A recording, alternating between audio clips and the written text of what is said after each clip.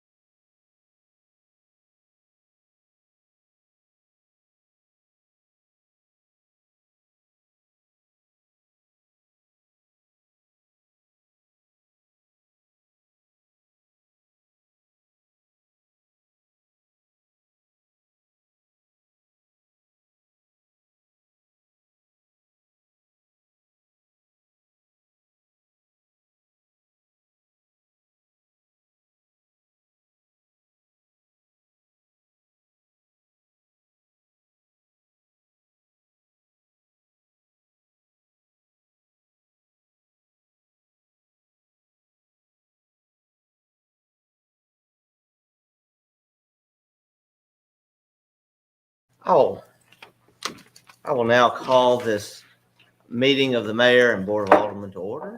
For the city of Natchez, we'll ask you to please stand for our prayer. We follow by our pledge, and we are honored to have with us the Reverend Bo Swilley. Reverend Swilley is with Community Chapel Church of God. Reverend Swilley actually helps keep our executive assistant, Richard Burke, on the straight and narrow. And he's even Special prayer. He's even prayed for me a few times recently, and we appreciate you, Yeah. Reverend. Thank you for being here. Well, I appreciate being here, and thank you for the opportunity. And if you will pray with me now, I want to, before I start, we're instructed in Scripture in 1 Timothy 2:2 to pray for our leaders. That God allowed you to be in leadership. So our prayer is going to be for you today. So let's pray. Father God, I thank you, Father, for the leadership gathered here. Father, I thank you for each individual. Lord, I ask that you bless them spiritually. Father, that you bless them emotionally and physically. Lord, that you give them wisdom and discernment of how to do and what to do. And Father, they're only here because you allow them to be here. And Father, use them to do a greater good. Father, use them to bless this city. Father, to bless our community. And Father, just to grow it to be what you would have it to be. We thank you for all that you're about to do. In Jesus' name, amen. Thank you, Reverend. Thank you so much. Please join in our pledge to the flag. I pledge allegiance to the flag of the United States of America and to the republic for which it stands, one nation, under God, indivisible, with liberty and justice for all. Thank you. You may be seated. We'll ask the clerk to administer the roll call. Alderwoman Hall, Here. Alderman Frazier, Alderwoman Smith, Here. Alderwoman Irving, Here. Alderman Davis, Alderman Dillard. Here. Mr. Mayor, we have a quorum. Thank you so much, Madam Clerk. We now have, thank you. I do want to just make a quick comment.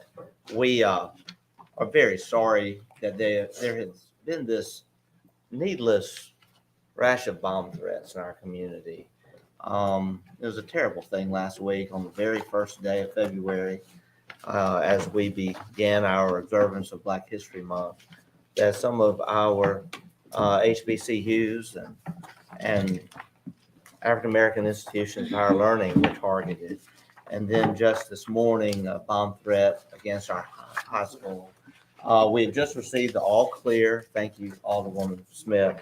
And that's a good thing, but there is a $500 reward for any information leading up to the arrest of the person responsible. And I just want to underscore for everyone, this is such a waste, yes, of time, but it's also a waste of city and community resources. Every time we have one of these bomb threats, it costs us money as taxpayers. And it is such a sad thing. And so we just want to send a message today that we condemn these acts, and we do ask for anyone having knowledge of this situation to please come forward.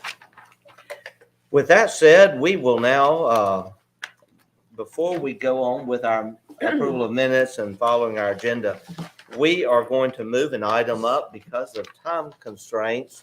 We have a discussion of partnership with Adams County on a grant application for Natchez Adams County Airport on the agenda. And we have with us the director of the airport, Richard Nelson. And we also have the chairman of the commission, Mr. John McCullough, here. And we are very excited about this opportunity that I believe puts us in another good position to pursue funds for the airport, and very important funds to get it exactly where it needs to be to host a commercial carrier for the first time in over 30 years. We're making some real good headway. I think it's safe to say this is really taking off, pun intended.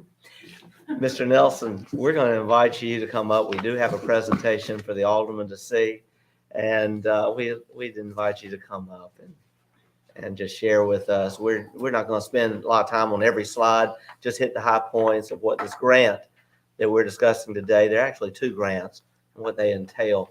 I love the graphic though, Natchez Jets.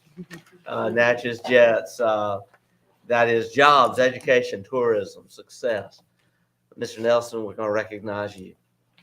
Good morning. Nice to meet everybody. I'm just here to kind of let y'all know the benefit that this actually will do for the community. And I did say community, not the city, not the county, it's the community. The Natchez Airport has been kind of a diamond in the rough for a while. I've been here for about 3 years now, and been working on this ever since I've been here.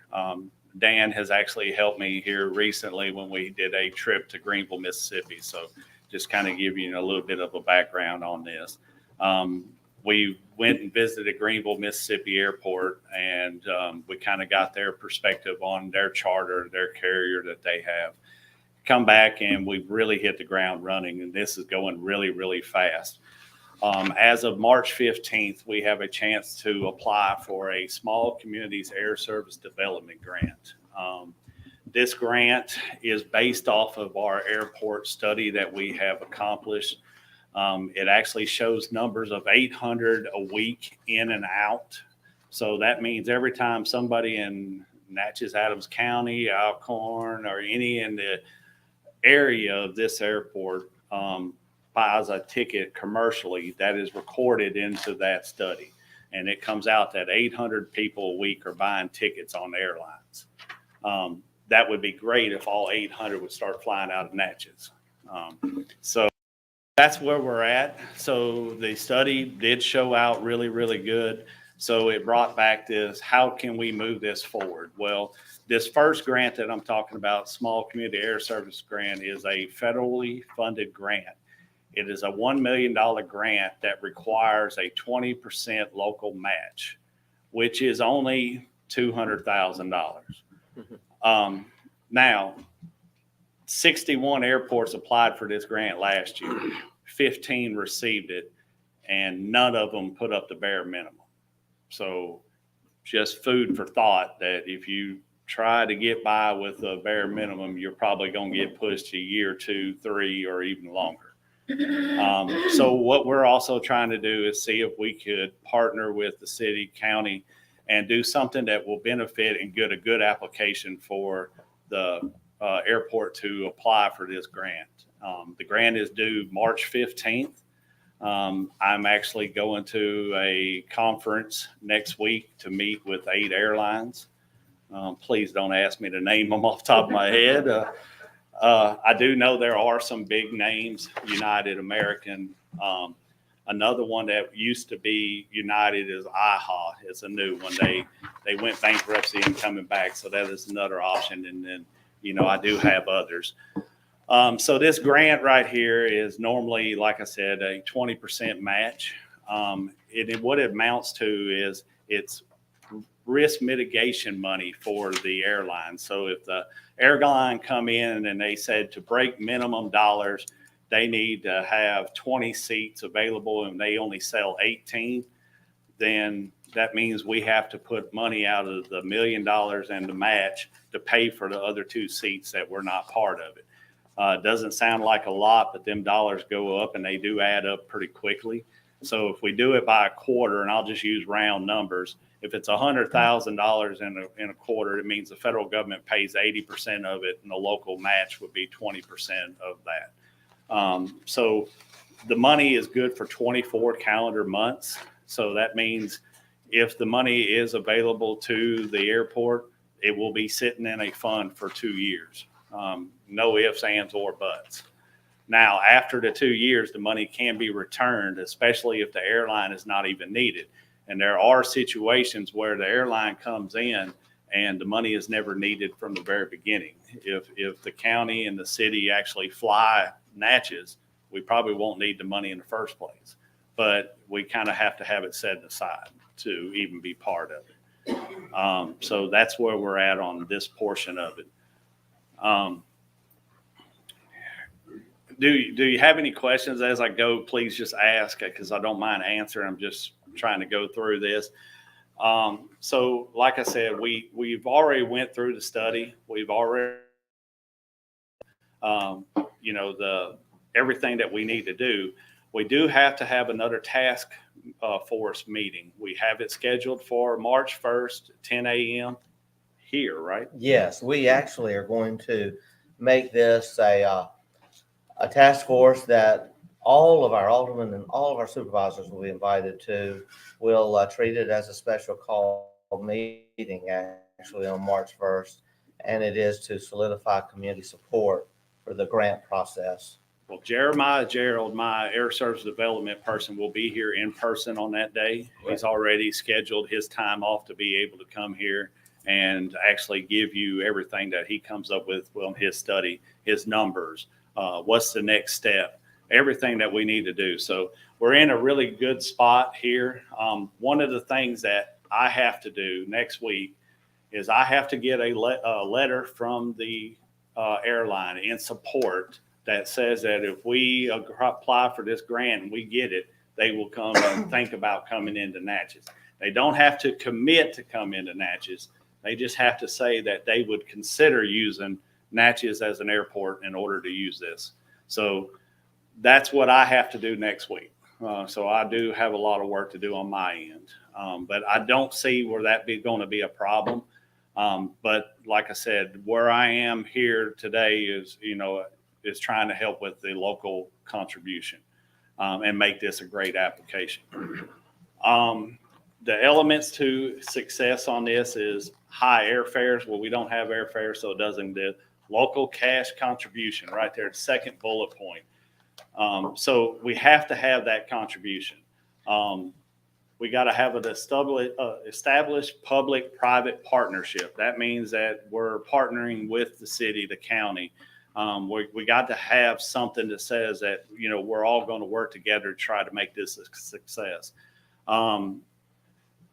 Traveling public, we're far enough away from other airports. We're kind of in a triangle with no air carrier service nowhere near us. So we don't have any of that. And then the timely use of the funding was a 24 calendar months. So it will be set up for 24 calendar months. So that's where the elements for this application comes in. This is just the first grant. There's another one. There's an MDA grant that comes from the state. The MDA grant is a little bit better for the airport. They're not requiring a local match at the moment. There is a little bit more money, possibly, could be up to 2.5 million. The grant was, the grant was actually written for Gulfport. It was mainly to get Gulfport going because they were the only airport in the state of Mississippi that had a casino and an airline and was requesting the money. So what I just told you was casino, airline, and requesting the money. Well, there's only two other airports besides Gulfport, Natchez, and now it's going to be Tunica. Well, Tunica is not asking for the money, and Gulfport doesn't have a need for it this year. So why not ask for all of it? We may get it, we may not, but we're going to ask for what we can get. So that is another grant that takes place in the fall. So between the two grants and our situation with the study, we're in a real prime position to capture air carrier service in the near future. And I've said this more than once, and I've said it to the county and anybody else. This is not a county airport. It's not a city airport. This is a community airport. So anything I can do to help y'all, just let me know. And I'll answer any questions you may have. Thank you so much. I appreciate you so much, and Mr. McCullough. And I want to say also, Mr. Nelson, you deserve a real shout out of appreciation. The appreciation is that you have dedicated so much to come here. I think your family's still in Monroe. We're trying to get them here. You're kind of commuting, have been now for several years. Right. Every week you spend your weeks at Natchez and then go home. So thank your wife for us and your kids, but also you haven't even gone into the fact with your leadership, we have now gotten the grants. You're renovating the runways. You've got major money. Is it $1 million coming to redo the lights? Yeah, so I got $4.8 million for the runway rehab this past year, Yes. And I'm going to get another $1 million this year for LED lights on the main runway. Yeah. And they have already guaranteed me they're going to do the taxiway and the secondary the following year. Isn't that great? So it is. It's amazing. So things are really coming together. One important thing to note is this grant, in order to be successful, you have to go beyond the minimum. And we don't want to go the trouble of applying for a grant, knowing we have a lot of people who will help us get this grant. Mm-hmm. And Senator Wicker's office has already pledged a lot of support, and he is the ranking member on Commerce. So he's in a good position to help us. Well, if we just put in the minimum, well, we might as well not apply. So the county, I know yesterday, voted to pledge 100,000 of their ARP funds to this. However, I'm hearing now that they may go to 200. And so what I'd like for this to do as a city is just kind of to take this under advisement, and let's see where the county goes. If the county does indeed go to 200, I would like to suggest then that we would match them 200. This would come out of our ARP funds. it would be parked. I believe you said, with 800 people flying a week, once we get the airline, it'll be manageable, and we can mitigate that risk really by how you schedule these flights. You don't want to go too big too quickly. So there's more to it than just selecting an airline. You don't want to select the first one that comes, it says, hey, we're interested, because they'll blow through your money, and it's not well on my end to let your money go waste. So you look at the carrier, you look at the scale that they have in whatever operation we're looking at. And right now we're actually looking into going into Houston. So we would make sure that the airline we select is also already in Houston. So our money does not go to help Houston Airport out. It stays here in Natchez and helps Natchez. Awesome. And I had an exciting meeting last week, and Mr. Nelson joined me, and we met with Charlie Robertson with American Cruise Lines, the CEO. He was in town last Wednesday, and he is writing a letter of support that actually goes beyond. He said, we're ready for y'all to get flights here. We're actually the only cruise company in America that can then book those flights on our platform. When people book a cruise, they then book the flight. You know what that means? He's ready to a certain number of cruises. It won't be every week, but they'll probably start small. He uses an example, another location they started with a while back. They started with 8 cruises the first year, and it was so successful they went to 22 cruises. The second, am I right? I think he said 24, but 24? Yeah. Okay, I don't want to overstate it, but he said it would really be helpful for us if we could fly people in and out of Natchez, and that would be 200 people for each cruise flying in, and then the 200 flying out when they get off. Mhm. And he said the only thing we need is we need y'all to hurry up and get the Ola renovated, and we also need y'all to build another hotel, because once this starts happening, we're going to need it. So this is an investment for our future, and it's really exciting that here we are under our watch. We get to do something that Natchez hasn't seen in over 30 years. Get a commercial carrier here. So That's exciting. thank you. Any questions? No, thank you so much. Thank you. Alderwoman Smith has yes, Mr. McCall, if you'll come to the microphone. In the meantime, Alderwoman Smith had a question. What are the deadlines to apply, and when will the grants be awarded? So March 15th is the deadline. We have to be submitted before March 15th. We're already working on that application as of now. We're waiting for next week to get the letter of support. The grant probably, just kind of give you a heads up, it probably a year out, so probably this time next year. So I don't actually need the funds now.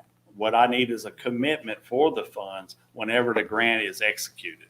So that is also another, And that's the one, the 500 that you. with the ideally- small and communities The air other service. one, what is? It's an MDA grant. Yeah. Fall, and it is normally awarded sometime in the springtime of the following year. Jack Edwards won the Small Community Air Service grant last year, and they still have not actually executed their grant. They're going from Jack Edwards, Gulf Shores to Denver, and they haven't even started it yet. So their grant is not even in place, and it's almost been a year. So there is time. It's not something that you have to have meant. Just got to have a commitment that the money will be available when the grant's signed. Thank you very much. Mr. McCall? Yeah, just very quickly, I wanted to add, I think the only thing that Richard left out was that this small community airport development grant he said it came from the government, which is correct, but specifically it comes from the Commerce Department. So if Wicker is in charge of the Commerce Department, I thought it would be interesting to note that. Thank you. That's a good point. It is. Thank you. And as ranking member, he definitely has influence. That's a good thing for Natchez. Well, any other discussion? I'm excited about it, really am. And I'll be there with you. I've told Richard I'm going to be there just to assist in any way. If he needs a cup of coffee or somebody to, carry his luggage, I'm looking forward to being there to help. I just have a question. Yes, We're gonna have a Alderwoman meeting on the Irving. 1st. Would it be that morning? It'll be at 10 afternoon, or- o'clock a.m. Okay. Go ahead and mark your calendars, 10 o'clock a.m. We're going to reach out to the board of supervisors also that this will be a joint meeting. And we can all go on record then and full support of this.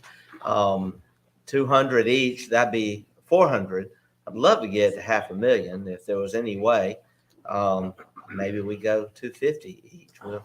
Mr. Mayor, I would, we'll leave that to see. I do want to say this, the county got a significant amount more in ARP funds than the city.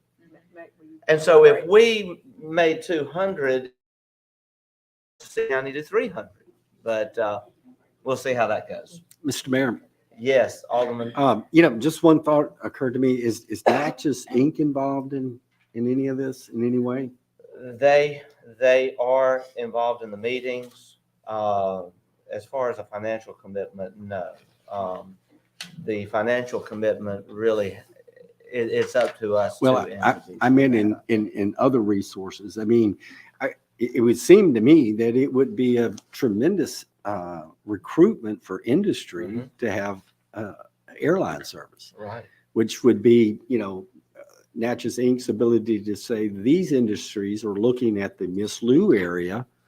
And now that we know that there's the potential for an airline service, they can come in with their endorsements and their support for it, Yeah. and the arguments as to why this has an economic development ability beyond what we just see, They have produced letters of support. They have emailed their membership, gotten us letters that way, and they did participate in a planning meeting last week. Both Natchez Inc., Chandler Russ, and Tawana Williams also, and Amy Gada, they all participated. And then we also had with us Debbie Germany from Adams County Chamber. So we appreciate all of their support. Colin and Alcorn are helping. We have Crooked Letter Movies involved, Visit Natchez involved. The casino obviously is involved.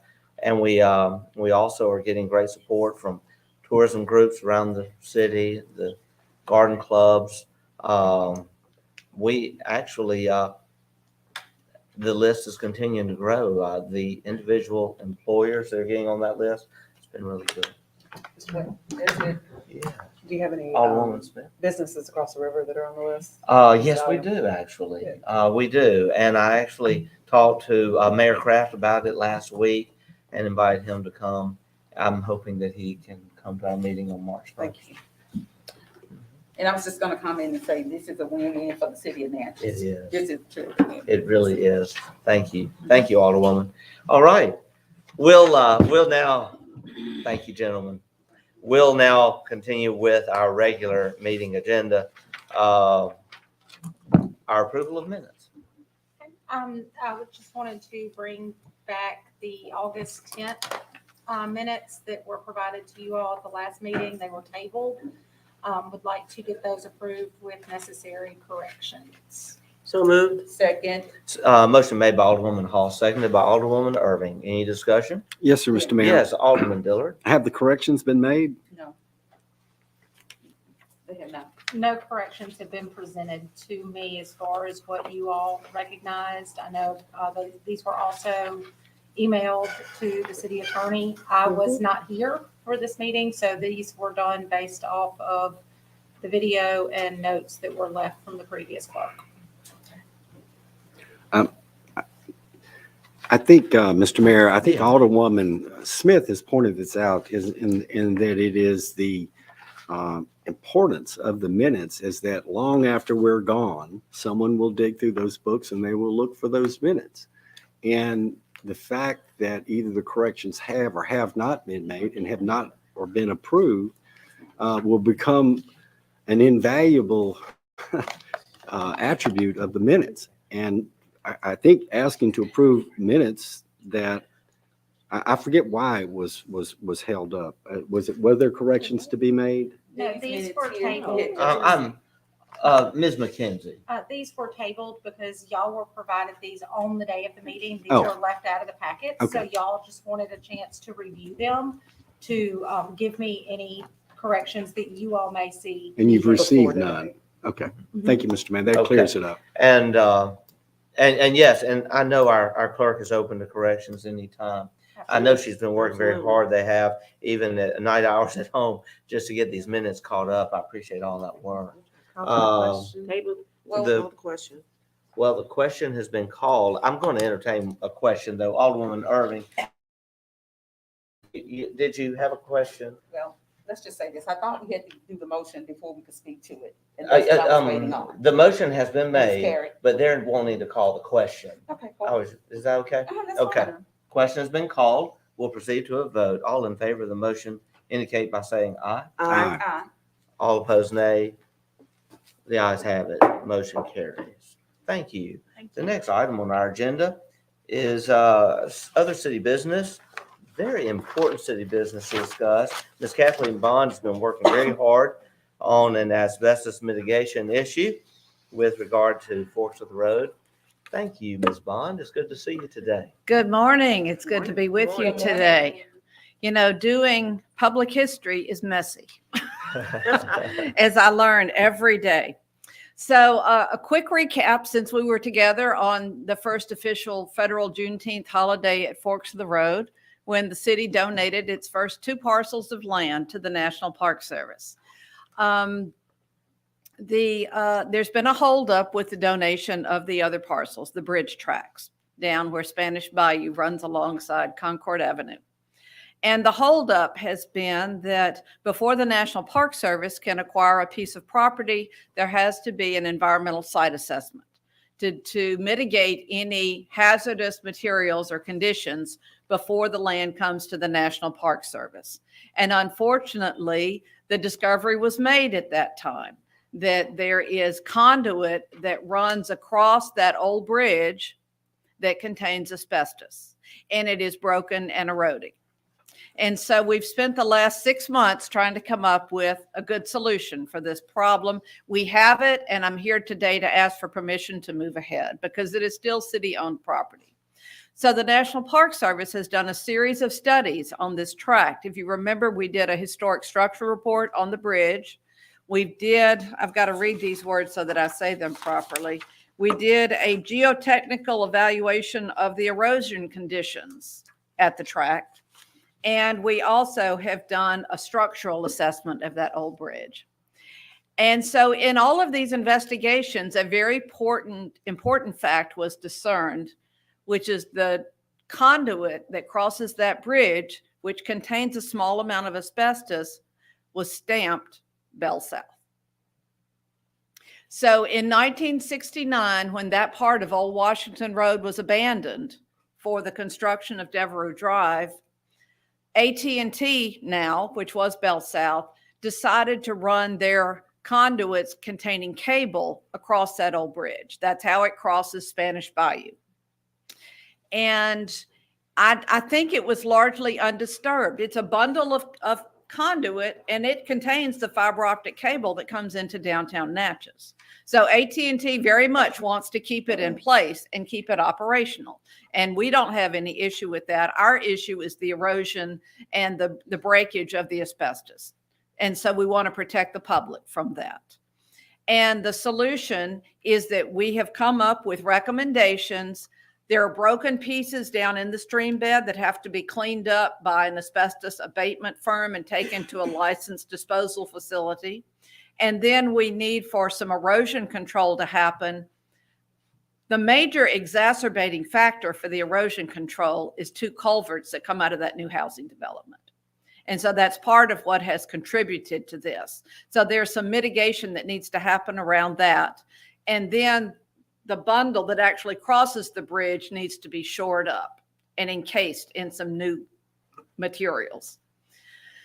AT&T has agreed to take on the roughly $72,000 cost of those mitigations. And so, but it is city property, so I'm really here today to ask for city permission for AT&T to do this mitigation.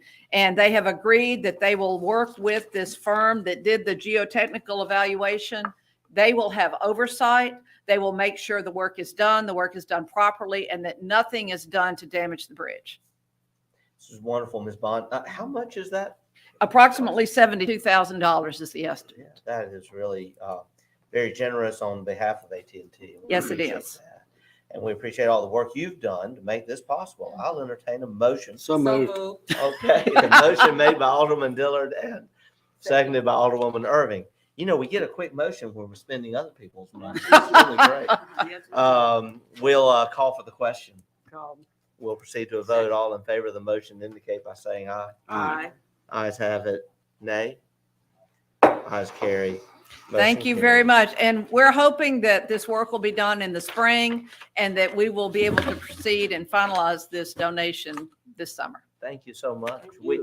We're so proud of that Forks of the Road site. And I think you indicated the sign should be here anytime. We're working on it. We're working on it. We've had, in fact, just this week, we have a news crew in town, I think, and they wanted to come out there. And I had an opportunity to talk to the reporter yesterday who's in town. And I said, well, just know that and I showed her a picture of the That's sign. right. Said a beautiful new sign is on the there. Working on it. And we just have to add that other piece on the bottom. Because this is the thing, that is such a significant site. And we don't want any visitor to Natchez to go and visit that site and to see a decrepit sign and to think that's what the city of Natchez thinks about this very important site. We want I that beautiful understand. sign to be there for all to see as soon as we can. All right. Thank y'all very much. Thank you. Thank you, Ms. Bond. Thank you. We'll proceed to Department Director's reports. Mr. Johnston. Mr. Mayor, I just want to, Yes, all make along a comment. We're proceeding to that. We're just gonna go out with the department head. We're not gonna go to unfinished business or county business. We don't have any on the agenda today. Okay, but I have some new Don't business, believe- because I didn't see it on the agenda, something I wanted to bring up. We wait for your report. Okay, Wait and just bring that up on your report. okay. Okay. Mr. Johnson, I just want to do this. We actually have Mr. Green here, and I don't want to hold him up unnecessarily. I just realized you're sitting there very patiently, Mr. Robert Green, who has been working with us on a revision of our animal ordinance. I just like to get people out so that they can't say that we took all their time. If you should have it in your packets, it is actually a proposed new animal ordinance. Looking for my copy, Richard. Let's see. I'm okay. Yeah, I've got it. I found it. And Mr. Green, I'm going to invite you to come up since you've been helping us with this, because we're not going to spend a whole lot of time, because I know everyone wants time to look all of this over. But I believe we do have maybe some talking points to share. Mr. Green, if you'll come and identify yourself. And I'm going to give a brief report on how we are at this point. We met with animal lovers at City Hall just a couple weeks ago. Had another meeting actually just Monday. Yeah, I guess this was today is Tuesday. Yeah, yesterday. The situation is such that we want to address it. The city is making some moves forward in the area of animal control. We are working now to properly equip our new animal control officer, who is doing a very good job, Nash Sanders, under the direction of the police department. And we also are meeting with people of concerns, and we're listening to them. And it has been brought to our attention that our current ordinance really needs some help. And so Mr. Green, who is an animal lover on a volunteer basis, has been looking at other ordinances. He's provided a sample ordinance to us, and we promised that we would bring that up today in today's meeting. We're going to just cover the talking points. We may want to have a meeting of our ordinance committee just to make sure we have a proper review of this. It would be my goal that within the next 2 weeks, by our next meeting, we could actually present this for final adoption. One thing that I really like about it is it addresses tethering. Tethering in many cases is very inhumane, and it's very hard to enforce tethering rules. And I believe that is addressed in this ordinance. Another thing that I like about the ordinance is it puts a limitation on just how many dogs someone can own, because that is a problem and has become a problem in our city. There are other areas. Mr. Green, I'm just a few minutes if you would like to speak to some of the high points. Yes, good morning. I'm Robert Green. I've actually been working on this for years. I was on the board of Humane Society for 6 years, and during that time, the animal control issues they just have grown, especially in some of the areas of the cat populations and the areas that are kind of densely populated by subdivisions, for instance. The tethering has been really apparent in those areas. The current ordinance that the city has does allow it and addressed some of the ways that basically you could tether a dog. But that's, as you see, it has become pretty much unenforceable. And so this new ordinance just eliminates tethering, other than certain veterinarians caring for a dog, that sort of thing is pretty obvious. That you would, that was for a short-term reason. I think one of the things that's been a question before is how much authority the animal control officer actually has. And this thing, in the current ordinance as well, laid out the fact that he can write citations,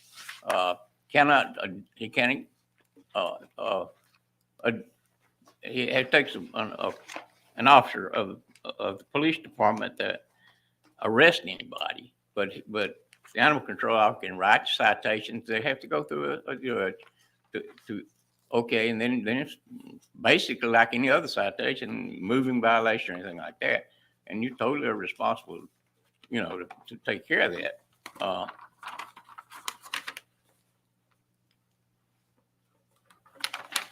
Everybody, I think, pretty much knows what would constitute animal cruelty and abuse.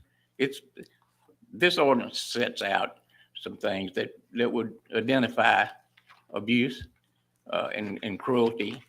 I don't think that I need to try to read all of those sections because it's not easy, not hard to determine if an animal doesn't have food, shelter, water.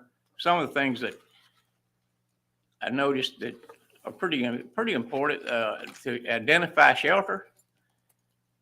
It should be a recognizable dog house type of structure, not some barrel turned over on its side, that the dog can somewhat shelter, but a recognizable, reasonable shelter. And this is one of the big problems.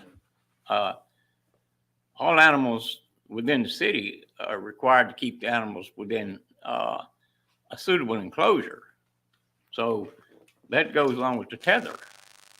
If you can't tether the dog,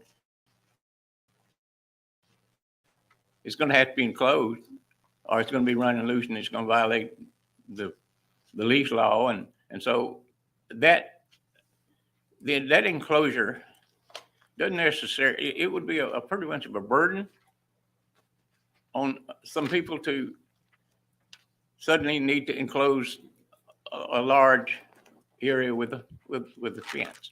So there are types of enclosures that are suitable that wouldn't put that kind of a burden on the people. It's going to be hard to enforce an idea that you have to build an entire fenced yard, backyard, that kind of thing. That's the sort of thing has to be addressed maybe on a reasonable case-by-case type basis. All right. Really, I think one of the more important things in the disturbance part of this thing is the noise. Created a nuisance by reason of noise. I'm really, going through this thing pretty fast. If I read it verbatim, we'd be here a while. And we're gonna soon bring this conversation to a close so that we can have time for everyone to review it on their own. We'll have our ordinance committee review it, and then we'll come back. So you don't have to cover the entire thing, Mr. Green, just the high points. You're doing Well, this fine. lots of times like you do hear that the people are disturbed by the dogs that the owners appear to be deaf. You can hear the dogs a block away, 2 blocks away, and they 24/7 almost at times. And it's really it can be a psychological burden on somebody that's trying to, get some rest. And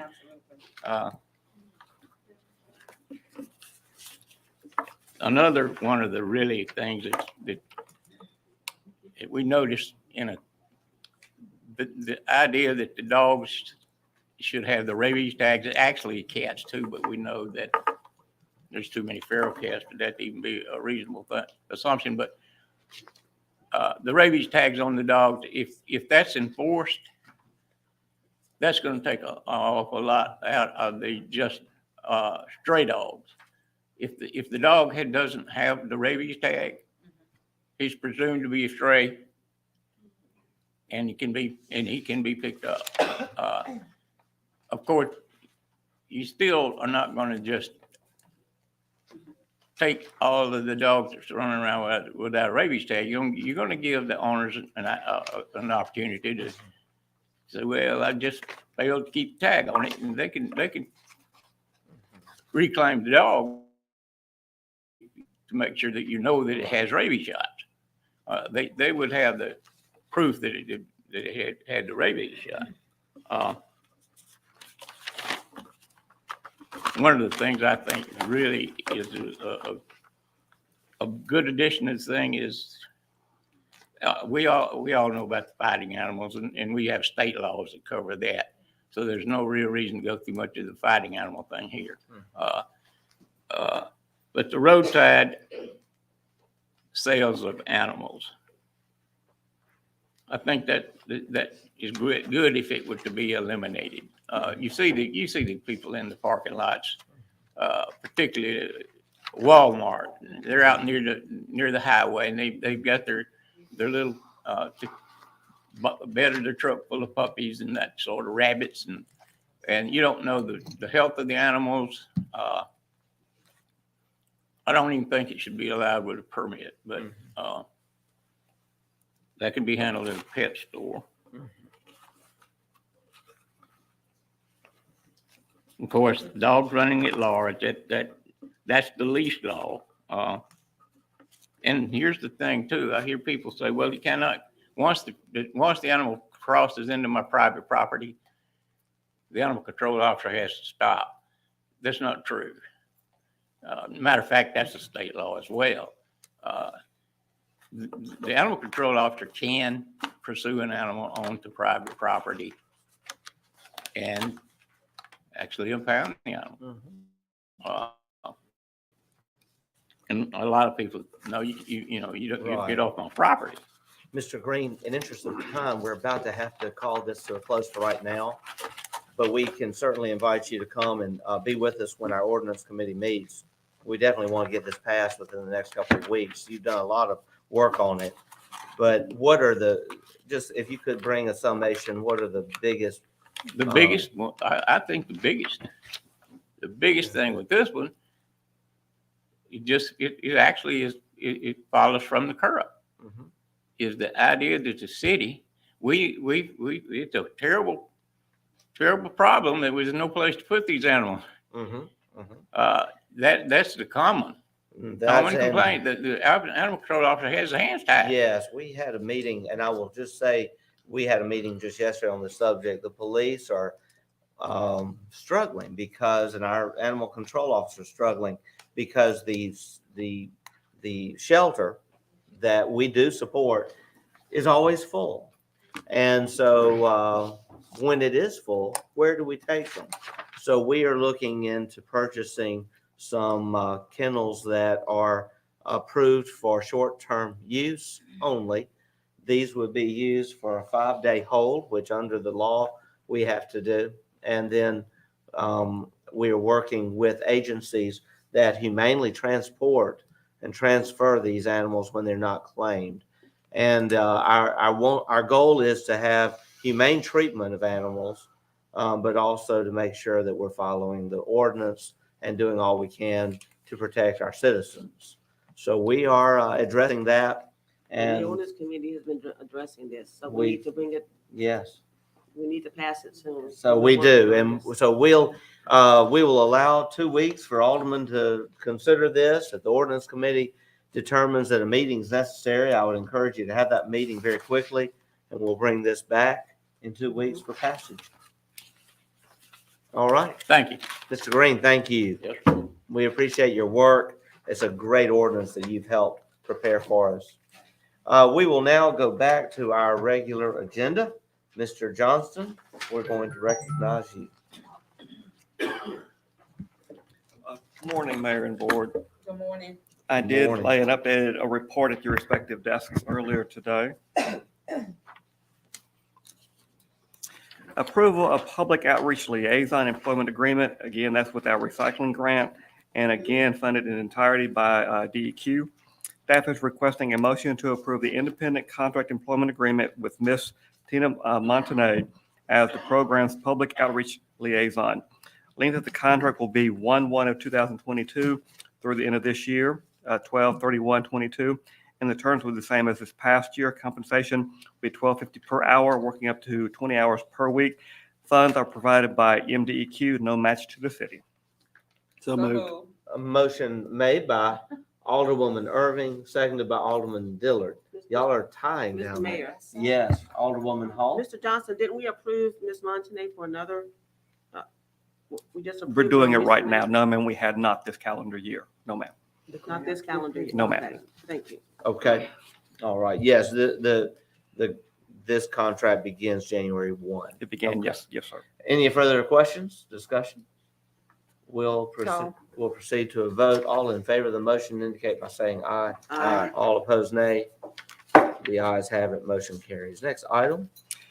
Proposed ADA aesthetic and lighting improvements to the 100 block of North Commerce. That is the just announced 2021 Transportation Alternative Program through MDOT. This past week, the city received notification from Mr. Tom King, Southern District Commissioner, Mississippi Transportation Commission, that the city had been awarded $469,100 in federal funds for these improvements.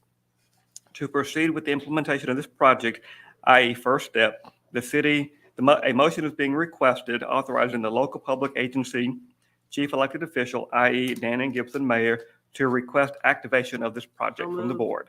Second. Motion made by Alderwoman Hall, seconded by Alderwoman Irving. Discussion on the motion? Yes, sir, Mr. Mayor. Yes, Alderman What is Dillard. the matching responsibility? 20% or approximately 120. Wait a minute, say that again. 20% or roughly 120, What is 120? 120,000.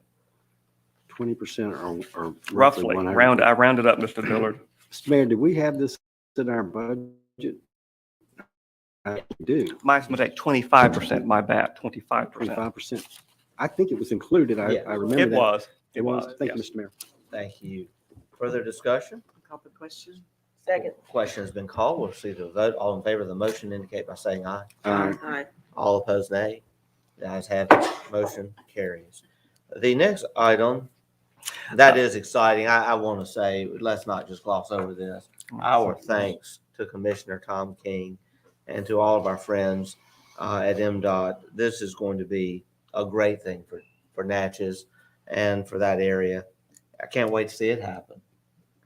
The next item, if you'll recall, Alderman, Alderwomen, we, at an earlier meeting had established a committee of the whole to discuss drainage concerns around our city. We've been working a little behind the scenes on that, and Mr. Johnston has pulled together now some of the work that has been done, and we want to have a discussion today to expand, make sure that all of the aldermen, alderwomen are having an opportunity to present or provide Mr. Johnston the areas that are of concern for drainage issues in their wards, so that we can secure and engineer to begin work on a master study for the city. Some of this work is already done, just needs updating. For instance, the Concord Drainage Project, already done, and we appreciate Alderwoman Irving and all she's done there, and even recent considerations being given in the legislature. I had a discussion yesterday, just encouraging anyone who will to support that. We need, however, in agreement with our prior action, we need to proceed now with this overall engineering study. With that, I'll now turn it over to you, Mr. Johnson. This actually will take an item off of my report. We're going to take care of this all at once. Okay. With that said, do we want to engage JKS to provide an updated cost estimate for Concord Avenue?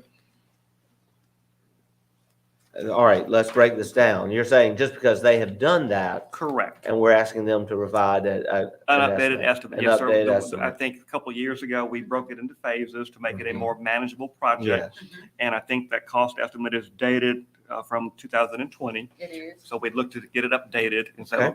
so require some time on their behalf. All right. So are you looking for a series of motions? That's my assumption, you know. And then yes, sir, we'll to have try an and do overall that, yes. motion to Yes. have this I guess assigned. by neighborhood. Okay. So we keep it Okay. clear. Motion made by Alderwoman Irving, seconded Second. by Alderwoman Smith.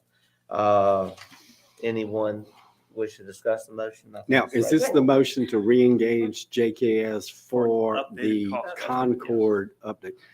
You might put in a provision if necessary. I mean, Mhm. I think if I was an engineer and someone wanted to come pay me more money for an additional study of Point one that taken. I've already done, Well, this is just for the cost, you know, not for the scope of work per se, but Correct. point taken. yes. Point taken. I want to add to that. I know that things change over a period of time, so yeah, it's needed Okay. because Point it may taken. be, yeah. We Point had taken. terrific flooding and erosion Right. last taken. spring. Yes, sir. And so situations are different now. Yeah. Point taken. Yeah. All right. I'll call for the question. Um, Question's been called. We'll proceed to a vote. All in favor of the motion indicate by saying aye. Aye. All opposed, nay. The ayes have it. Motion carries. We understand we have concerns in Roselawn. I believe some work had already been done. Not Roselawn. I haven't been No. able to gather anything with Roselawn. I think you may be, you know, presuming Ann Holden. Uh-huh. But I'm going to go to Roselawn next. Again, I don't know Okay. any details about it. Okay. Well, the details are, is after a heavy flood, the main passage in there is inundated from anywhere to 8 to 12 hours with water's deep enough that if you opened your car door, it would enter your car. What street? It would be Roselawn Drive going into Okay. Roselawn. That would be my concern with it. And, but may I say one comment, Mayor? It sounds like this is a much more comprehensive approach to areas that simply because we don't have someone complaining about that they don't exist. And so, we can do neighborhoods. I would certainly think, Montebello being in a low area that it is, off of Sergeant Prentice Drive, it's about a 30-foot elevation drop there. It has to handle a tremendous amount of water making its way to St. Catherine Creek. In that process, there are flooding areas that occur. Now, it begs the definition of what flooding is. If in a 12-hour period it dissipates, it may not qualify. However, if you're the person in there for 12 hours, it may be, flooding to you. So having said that, I think that's where you're going with this, Mayor, and I do appreciate that comprehensive approach. Thank you. Thank you, Alderman Dillard.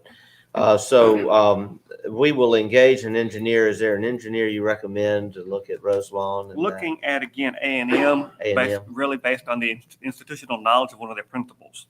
You know, Okay. Mr. David Atkins, who has worked for the city in the past and in the private sector. Okay. All right. Do we want to entertain a motion to that effect? So moved. Okay. Second. Motion made by Alderman Dillard, seconded by Alderwoman Irving. Discussion? Yes, sir, Mr. Yes, Mayor, Alderman just simply Dillard. because, again, you know, if we need to get a longer list quicker, or we will be able to bring these to you. I think usually that's your, Correct, Yeah, I have that position here, on that. yes, sir. but again, Montebello is a very large area. It is inundated.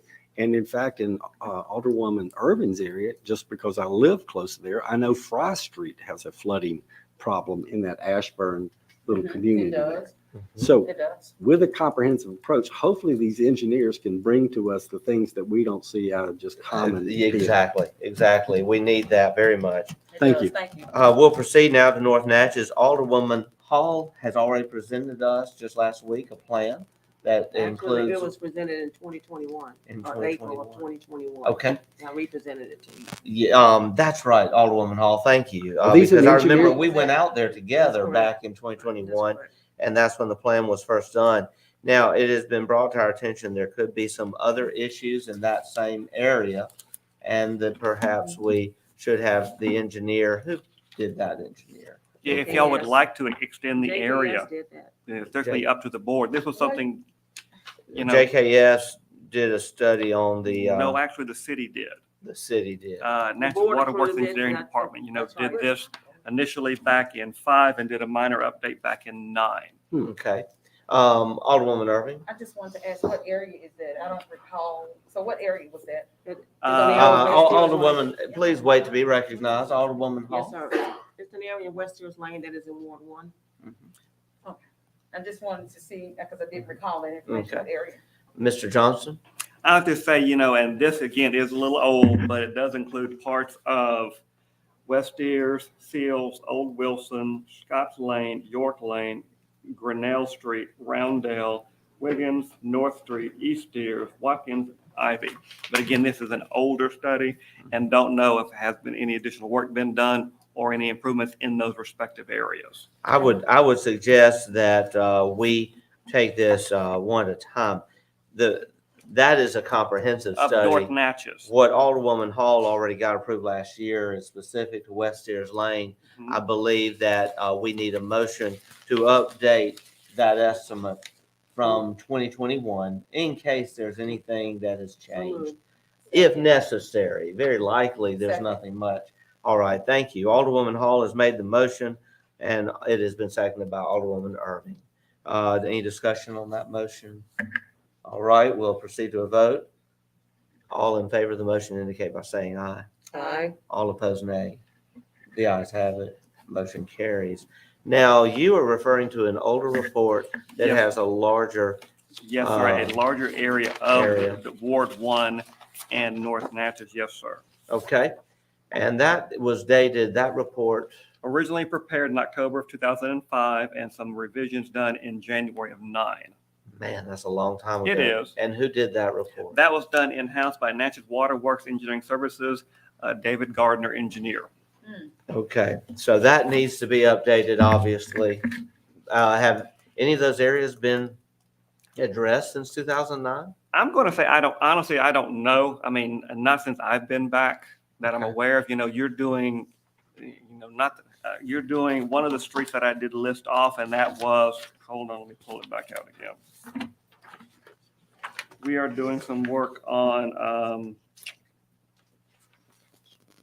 no, I'm mistaken here. No, we weren't doing, I was confusing Old Wilson Lane with Old Smith Lane. I would We are doing suggest something that we Old do Smith.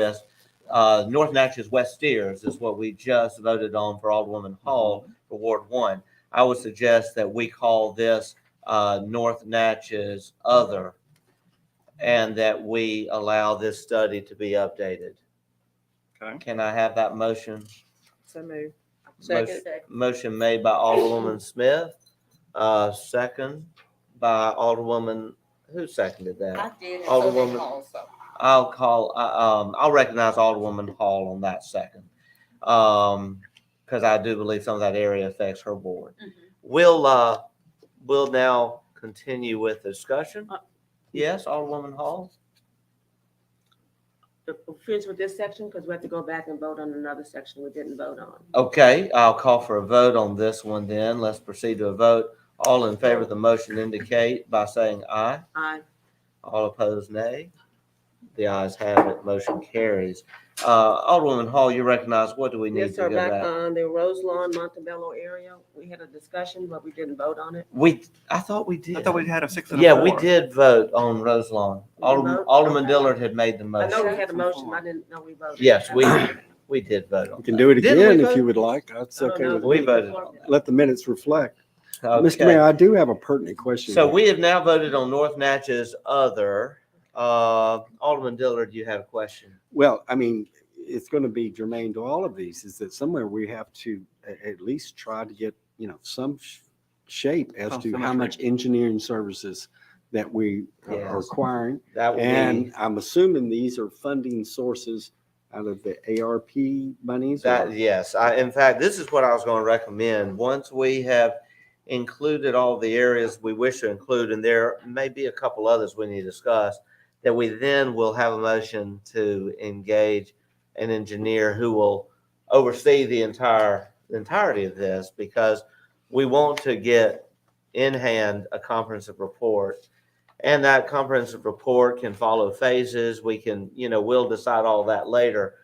But in a meeting we had with our consultant, Manny McPhillips, just 2 weeks ago, and a conversation we had also yesterday with him and also Congressman Harper, the sooner we can get this, the better, because then they actually have something to go to various agencies, not just state agencies, but also federal agencies, even the Corps of Engineers, and then they can ask for the money. They just have to have a study before they can ask for that money. Alderwoman Irving. So we're just doing the study. Right now, we're just doing the study so we can have a comprehensive report. And basically then, this is kind of like what the city did years ago with the first North Natchez drainage project that finally we completed last year. So this really will start a new project that will So- involve state and federal funding requests. And then I guess my next question is, since we're using this money from ARP money to do the study with, would that impact us with the infrastructure money? No. Actually, we don't even know how much of the ARP funds we would use for the study yet. We will have to, after we engage the engineer, Mr. Johnson will then have to come back with an estimate, and we'll have to approve that at that time. Okay. So we're not committing those funds just Okay, yet, Okay. because I think we do want to see what once we have put everything in the scope, we decide on the engineer that's going to oversee everything, then we need to come back, hopefully in a couple of weeks, with what that price will be.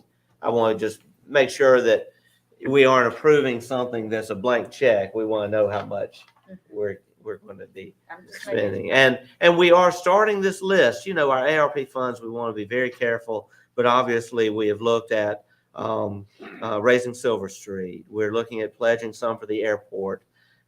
These are investments in our future for sure. We also are looking at some to pay for the engineering report on our drainage issues, but we also will need to commit some, I believe, to water. And there are grants being made available through the state for water improvements that will match whatever a city does for water improvements. So that is something we'll discuss later. I'm just laying all of that out so that everyone understands the ARP is a moving discussion now, the ARP funds. And this is part of that, discussing our drainage. Yes, Mr. Callaway? Mr. Mayor, just a point of order. When we're registering these roll call votes, will the alderman please make sure they enunciate so the record can reflect their vote? Okay, thank you, to make sure we have proper enunciation. Okay, I think what I'd like to do right now is draw your attention to the problem we have at Ann Holden Lane. If we could just discuss that real briefly. Hello, Alderman Davis. Mr. Johnson if you could just share a little more about. Well, the I mean, I Anholden can't Lane offer, issue. any detail other than, again, there was an old study done, by the city.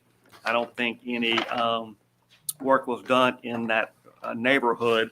I do know I think in 14 or 15, we did look at possibly applying for monies, for that neighborhood, but the program that was requested, it would not be a fundable activity, so we steered those monies elsewhere. But again, this would, I guess, look to meet with the board member of that area, and then go over and see what they'd like to include, from the Anholden subdivision.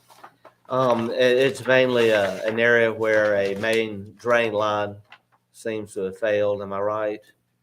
I And think it's a little more systemic than that. I mean, I think it's throughout the entire, subdivision. They've had, issues, somewhat more comprehensive, like the 592 at North Natchez drainage. Yeah. You have the very narrow streets, you don't have, any drainage in place there. Some of the homes will flood and things like that. So we need to include this.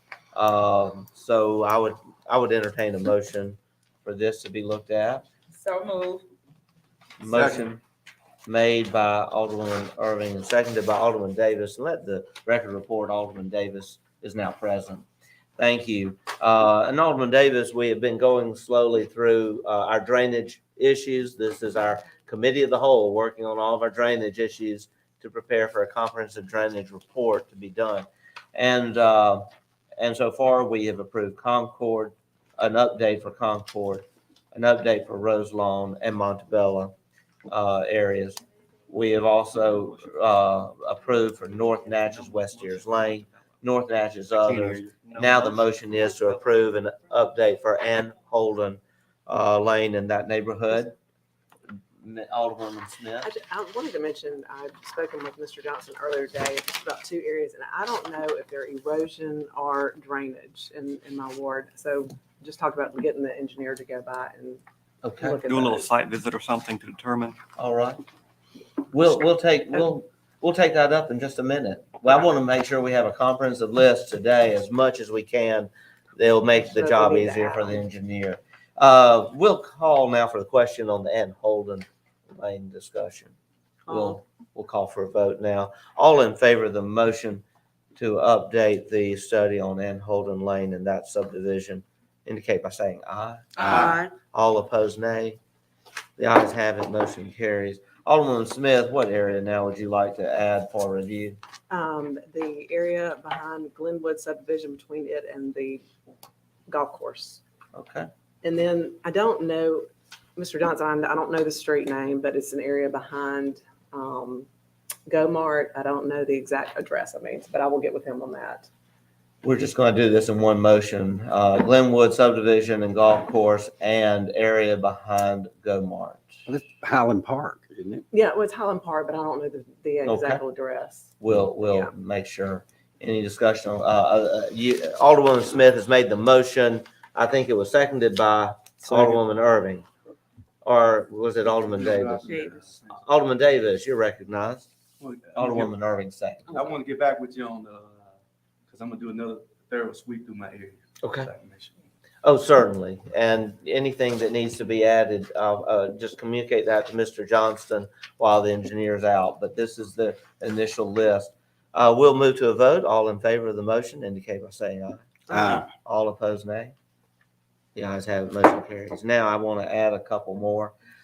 We had a meeting just last week with a gentleman off of Highland, Mr. Dollar. We talked about it. You have a study on that, I believe, where drain line is failing and is causing some bad erosion areas behind houses. What is the actual location we need to say and behind Rolling? It's an erosion issue in that area, in that Rolling Wood area subdivision. It's we already have an estimate. I think though, how long ago did you get the estimate? Yeah, it was in 18. So we need to update that. Yes, we'll entertain a motion. Matt, Yes, we can add, It's, I know of one in Oakland, that's an erosion issue. It's not my ward, but I just found out Okay. about it, so. we'll bring it up in just a minute. Rolling Wood, we're going to add that to this. It is a major issue with a major failed, line that drains the entire neighborhood. Do I have a motion? Second. Okay, second. Motion made by Alderwoman Hall, seconded by Alderwoman Irving. Alderwoman Irving, yes. There's another one too that, if I may add, it's on State Street, I believe, that State Street is right where Fine Street is, Mr. Dollar. That big drain there, sir. All right. Oh, okay. I tell you what, let's come back to that. Let's dispense of this one. We're taking these one at a time. Okay. And then we're going to have a catch-all in just a minute because obviously we're having a lot more motions than we want to. And Ms. McKenzie's going to just like, oh my goodness, this is going to be terrible on the minutes. Do we have now, all in favor of the motion, where we're adding the area there at Rolling Wood? All in favor of that motion? Indicate by Oakland, saying that aye. they're adding Oakland? Rolling Wood, and then Oakland's going to be part of a catch-all. Oh. Rolling Wood, all in favor of that motion indicate by saying aye. Aye. All opposed, nay. The ayes have it. Okay, we're going to have one more motion, and we will call this a catch-all. I want to mention, first of all, we have an issue at Oakland. Okay, I'm aware of that. yes, For years. I know exactly where it's at. okay, and communicate that to Mr. Johnson. He's going to have his hands full. Also, Alderwoman Irving, you mentioned one. It's right at, it's on State Street, and it's the big drain when you come down. It is some erosion in that area. I've been called by several people that live on Fine Street, Yeah, that little short street there, to go out and look, because if you look at it now, it looked like there's some issues, and I mentioned it to Mr. Dollar, so I'm sure he had gone out and take a look at it, but I constantly get This called is about the at drainage, the, because there's a bayou there. this is at Oakland State and by the bayou there. This State is and- I mean, Fine- State Street and the Spanish Bayou there. Okay. I also want to bring this up. As long as we're doing a drainage study, we also have a problem in the Spanish Bayou area between, it's actually in your ward, it's between St. Catherine and Franklin. And it's that large area. And combined with that, we're having a drainage issue off of North MLK that is affecting the Rhythm nightclub. Okay. And that Yes, it area is. feeds all into there. So I would like to, add Spanish Bayou Okay. and area at Rhythm There's a nightclub. nightclub. I mean, if we're doing an exhaustive drainage study, we need to make sure we're covering as much as we can. Thank you, because that does need to be addressed, and actually, all that comes together, all that flow together there. It does. Okay. That's all one area. We also have a serious problem at Spanish Bayou behind New Beginnings Church. They have tried to apply for an EWP and been turned down because it's not close enough to a building or utility. But that is a drainage issue that could really grow and affect a larger area. And we also have an area that needs to be looked at, and it is at Adams Christian, where they have a similar issue with erosion, and I believe they have applied for an EWP, but that area is threatening ball fields and utilities there at Adams Christian. Well, Mr. Mayor, Mhm. could we add Pernell Hill? That is a And I hill. was about to mention it. Pernell Hill. I met with, and this is behind Cathedral. I actually met with Mr. Lemon 2 weeks ago, and that is an ongoing problem Oh, yes. there. We're about to have to call this to a close. Obviously, it's like Christmas, the more we add. Right. Alderman Dillard? I think you've kind of commanded the attention there long enough, so I hope you got all your streets in there. But I would propose a manner about approaching this more like we did with the streets, where we have engineers, people with those kind of skill sets that can determine where the worst drainage problems are. However, if we're going to continue that, I'm going to find a street. If you mention a street, then we're going to have to go look for another street. And I remember, I ran through a puddle on my bicycle, and it was right in front of my neighbor's house, just across the street from, I know. Right. I know. That's right. But one reason I'm including these is, as the mayor, I answered all 6 wards, and I have to remember all the ones who come and I'll talk to I'll me. have them call you. Mr. Mayor, Yes. I just have a question for Mr. Dollar and Mr. Johnson. The areas that I've recently notified you of, does this go into this plan or is that a separate potential EWP? On Mario and 2 Gloucester Court. What do you mean? About those erosion areas? Is this going to be a part of this comprehensive plan or is that going to be a separate? Okay, well, may I add those, Mr. Mayor? Of course, I've already yes. spoken to They Mr. can look Johnston at. and Mr. Dollar Mhm. about serious erosion on Mario Street, Market Bayou, Okay. and also a resident at 2 Gloucester Court, and included her paperwork with an EWP that was done in her area, but her area was left off. Okay. So All right, thank you so Mhm. much. I think we're going to have to bring this to a close. If we get just a portion of this done, we have really accomplished something. Obviously, this will be a phased study. It will have priorities, but this is a starting place. I will entertain now a motion for our catch-all list, which includes Oakland, State Street, Spanish Bayou also at Franklin and Catherine that affects Rhythm Nightclub, New Beginnings at the Spanish Bayou, the area on Purnell behind Cathedral Canary Hill.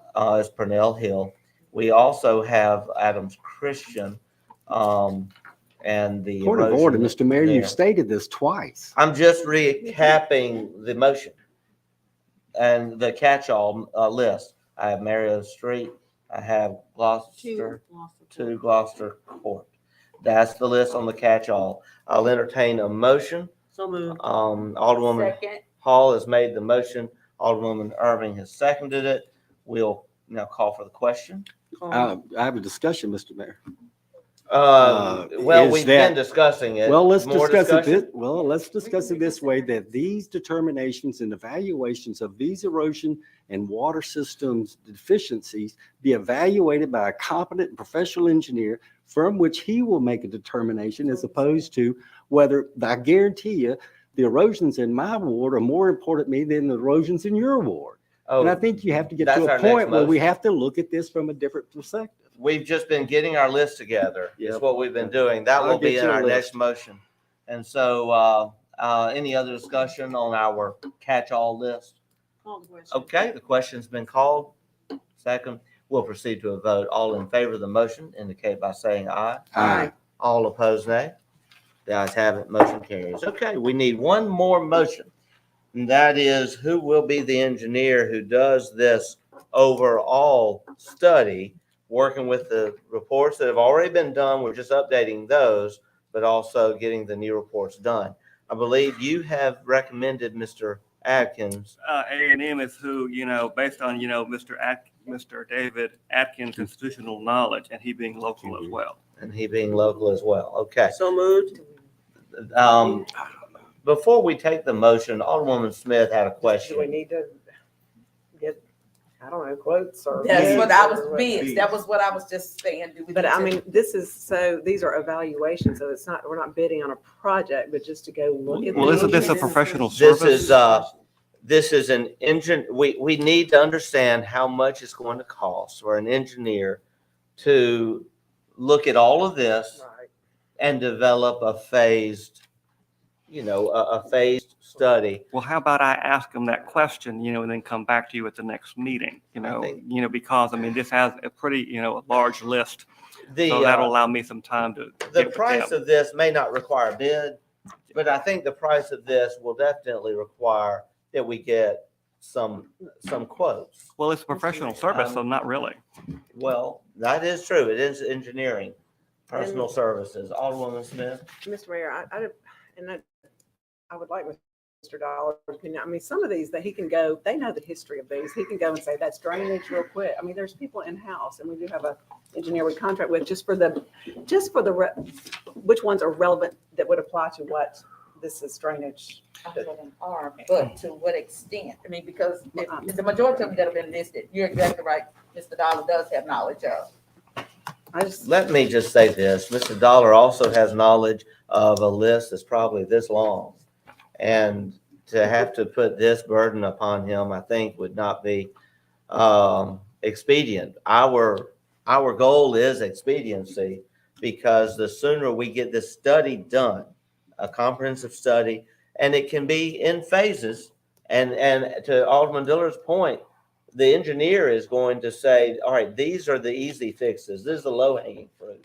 These are the worst ones. These are the ones, though, that you've got to do now, or you're going to have a terrible situation later. We can't make those decisions, and Mr. Dollar can't. We need an engineer to do that. Alderman but Smith. he does know, he can probably look at this list and tell you many, many things Oh, about it, certainly. whether it even needs to go to an engineer. I mean, I just would like his opinion on the whole. Cool. And I was going to obtain it, yes. Okay. Yeah. Because that might save us Yes. hundreds. Could we of do thousands of this? dollars in the long run. Could we do this? We don't even need a motion. We have identified the areas that we would like to be the basis of a new comprehensive drainage study for the city of Natchez. If we will now instruct Mr. Johnson to coordinate with engineers, Mr. Dollar, and come to us with a recommendation at our next meeting of how we should proceed and what that next step should be. Okay? Thank you. Mhm. All right, that's what we'll do. Oh, and I don't think we need a motion to that effect, but let the record state we have made a good start today, and thank you for the time invested in this discussion. If there are other things that come up, Alderman, that we have not discussed today and you think is very, of great importance, please report that to Mr. Johnson during this next 2-week period. Okay. And that does include, not only the catch-all, but also the ones previously mentioned as well, including but not limited to, I guess, Roselawn and Holden, et cetera. Okay. All right. Okay. All right. And then I had one more item on the second page. Yes. And just for your review of the 2021 Brownsville Coalition Assessment Grant, I did provide to your report this morning the quarterly report for the quarter just ended, which was also presented yesterday to the county. So it's just for your reading pleasure. And I did want to add to it that we do plan, PPM does plan on starting work next week on the front building. Okay. Thank you, Mr. Johnson. I'll also report I had a very good meeting with Mr. Hess. We drove around the city yesterday, Trey Hess, and this grant is available for any realtor, homeowner, building, business owner that is wanting to sell a property that might have a potential brownfield issue. This grant will pay entirely for that assessment, be it that phase 1 assessment or an asbestos report. And we have already been reaching out to local realtors to let them know about this. Anyone wanting to develop some property that's been vacant for a while. Also, Mr. Hess had some good information to share with regard to the tire plants situations there. Obviously, we have an asbestos issue, but as long as the asbestos is not disturbed, it's not an issue. And actually, it looks like contamination may not be as much as previously thought, but that's a discussion for another day. I just have. Alderwoman Irving? What about the triangle area? Yes, we visited the Triangle yesterday. We identified the areas that have underground tanks, and we are excited to report that in the very near future, within the next couple months, the project will commence to dig up, excavate those old tanks to do the assessment that has to be done. And that also will allow us to begin phase 1 of the redevelopment of MLK Triangle. I also want to share some very good news that was shared with us this morning. And that is because Natchez has now rejoined the Main Street Association, we also now are going to be grateful recipients of major funding that has been appropriated through the legislature for downtown areas throughout the state who have officially recognized and set aside funds for downtown Natchez. Our Downtown Natchez Association, DNA, qualifies as one of these downtown groups. And that could actually bring to us $250,000 to assist in making our master plan a reality. And also, we want to just express our gratitude to a member of Zion Chapel that is the major stakeholder in MLK Triangle. Yes. And they have identified Ms. Norma West to be a key liaison in working with the city and with DNA Yes. on the improvements in MLK Triangle. And I believe we're having a meeting on that Thursday Yes, morning. we are. And so, yes, it does. Serve a round of applause. It's exciting. We're excited. We are very excited. And also in my visit with Don Gordon yesterday at the barber shop, we looked at the ramp that's there, and that ramp is going to have to be removed for this excavation to occur. The grant funds don't allow for replacing that ramp. It's not a large ramp. And I'm going to, at that time, because the city's work is requiring the removal of that ramp, I am going to suggest that the city find funds then to replace that ramp after this work is done. But we'll have to discuss the legalities of that. But just wanted to make you aware of that. Okay. We have had a lot of discussion, and it's all good. And Alderman Frazier, it's good to see you. Let the record reflect that Alderman Frazier is in attendance. We will now move to the next item. Miss Honora Cole, you're recognized.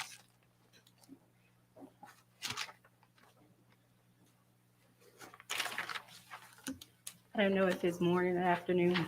So, Good afternoon. Good afternoon.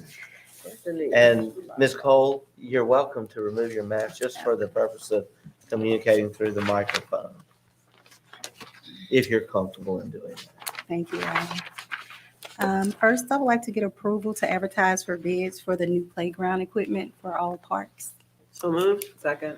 Motion made by Alderwoman Hall, seconded by Alderwoman Smith. Any discussion? Yes, Alderman. I'm sorry, Mr. Callaway. Not to change your title. Mr.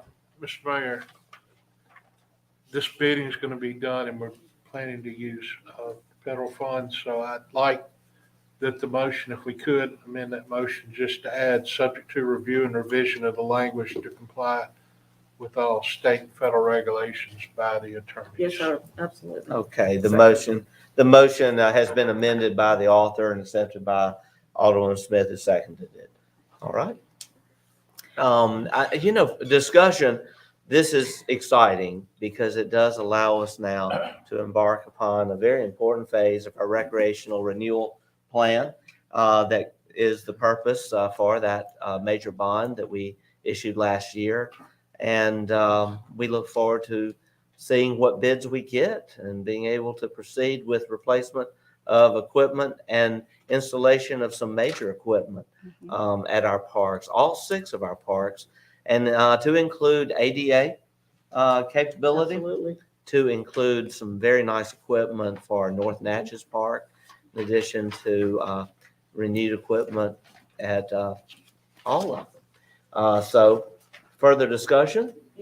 Yes, Alderwoman Irving? Well, you alluded to it, but I was just gonna ask, are we sticking to the list that we had prior to us getting the general obligation bond? So we're sticking to that list in each park? Yes, I believe so. Okay. We're following, we may actually, depending on prices, tweaks, we may even add some things. Yeah, we're pretty much trying to ensure that we get the most bang for our buck. Okay, we'll see what comes. The question's been called. We'll proceed to a vote. All in favor of the motion indicate by saying aye. Aye. All opposed, nay. The ayes have it. Motion carries. Next item, Ms. Cole. Okay, we're asking for approval or bid for repairs of restrooms approval of bid for repairs of restrooms at the city parks pending attorney's approval. So moved. Okay. Pending attorney's approval as well as appropriate language. Okay. The motion has been made by Alderwoman Hall, seconded by Alderman Davis. Any discussion on the motion? Yes, sir, Mr. Mayor. Yes, Alderman Dillard. What restrooms are included?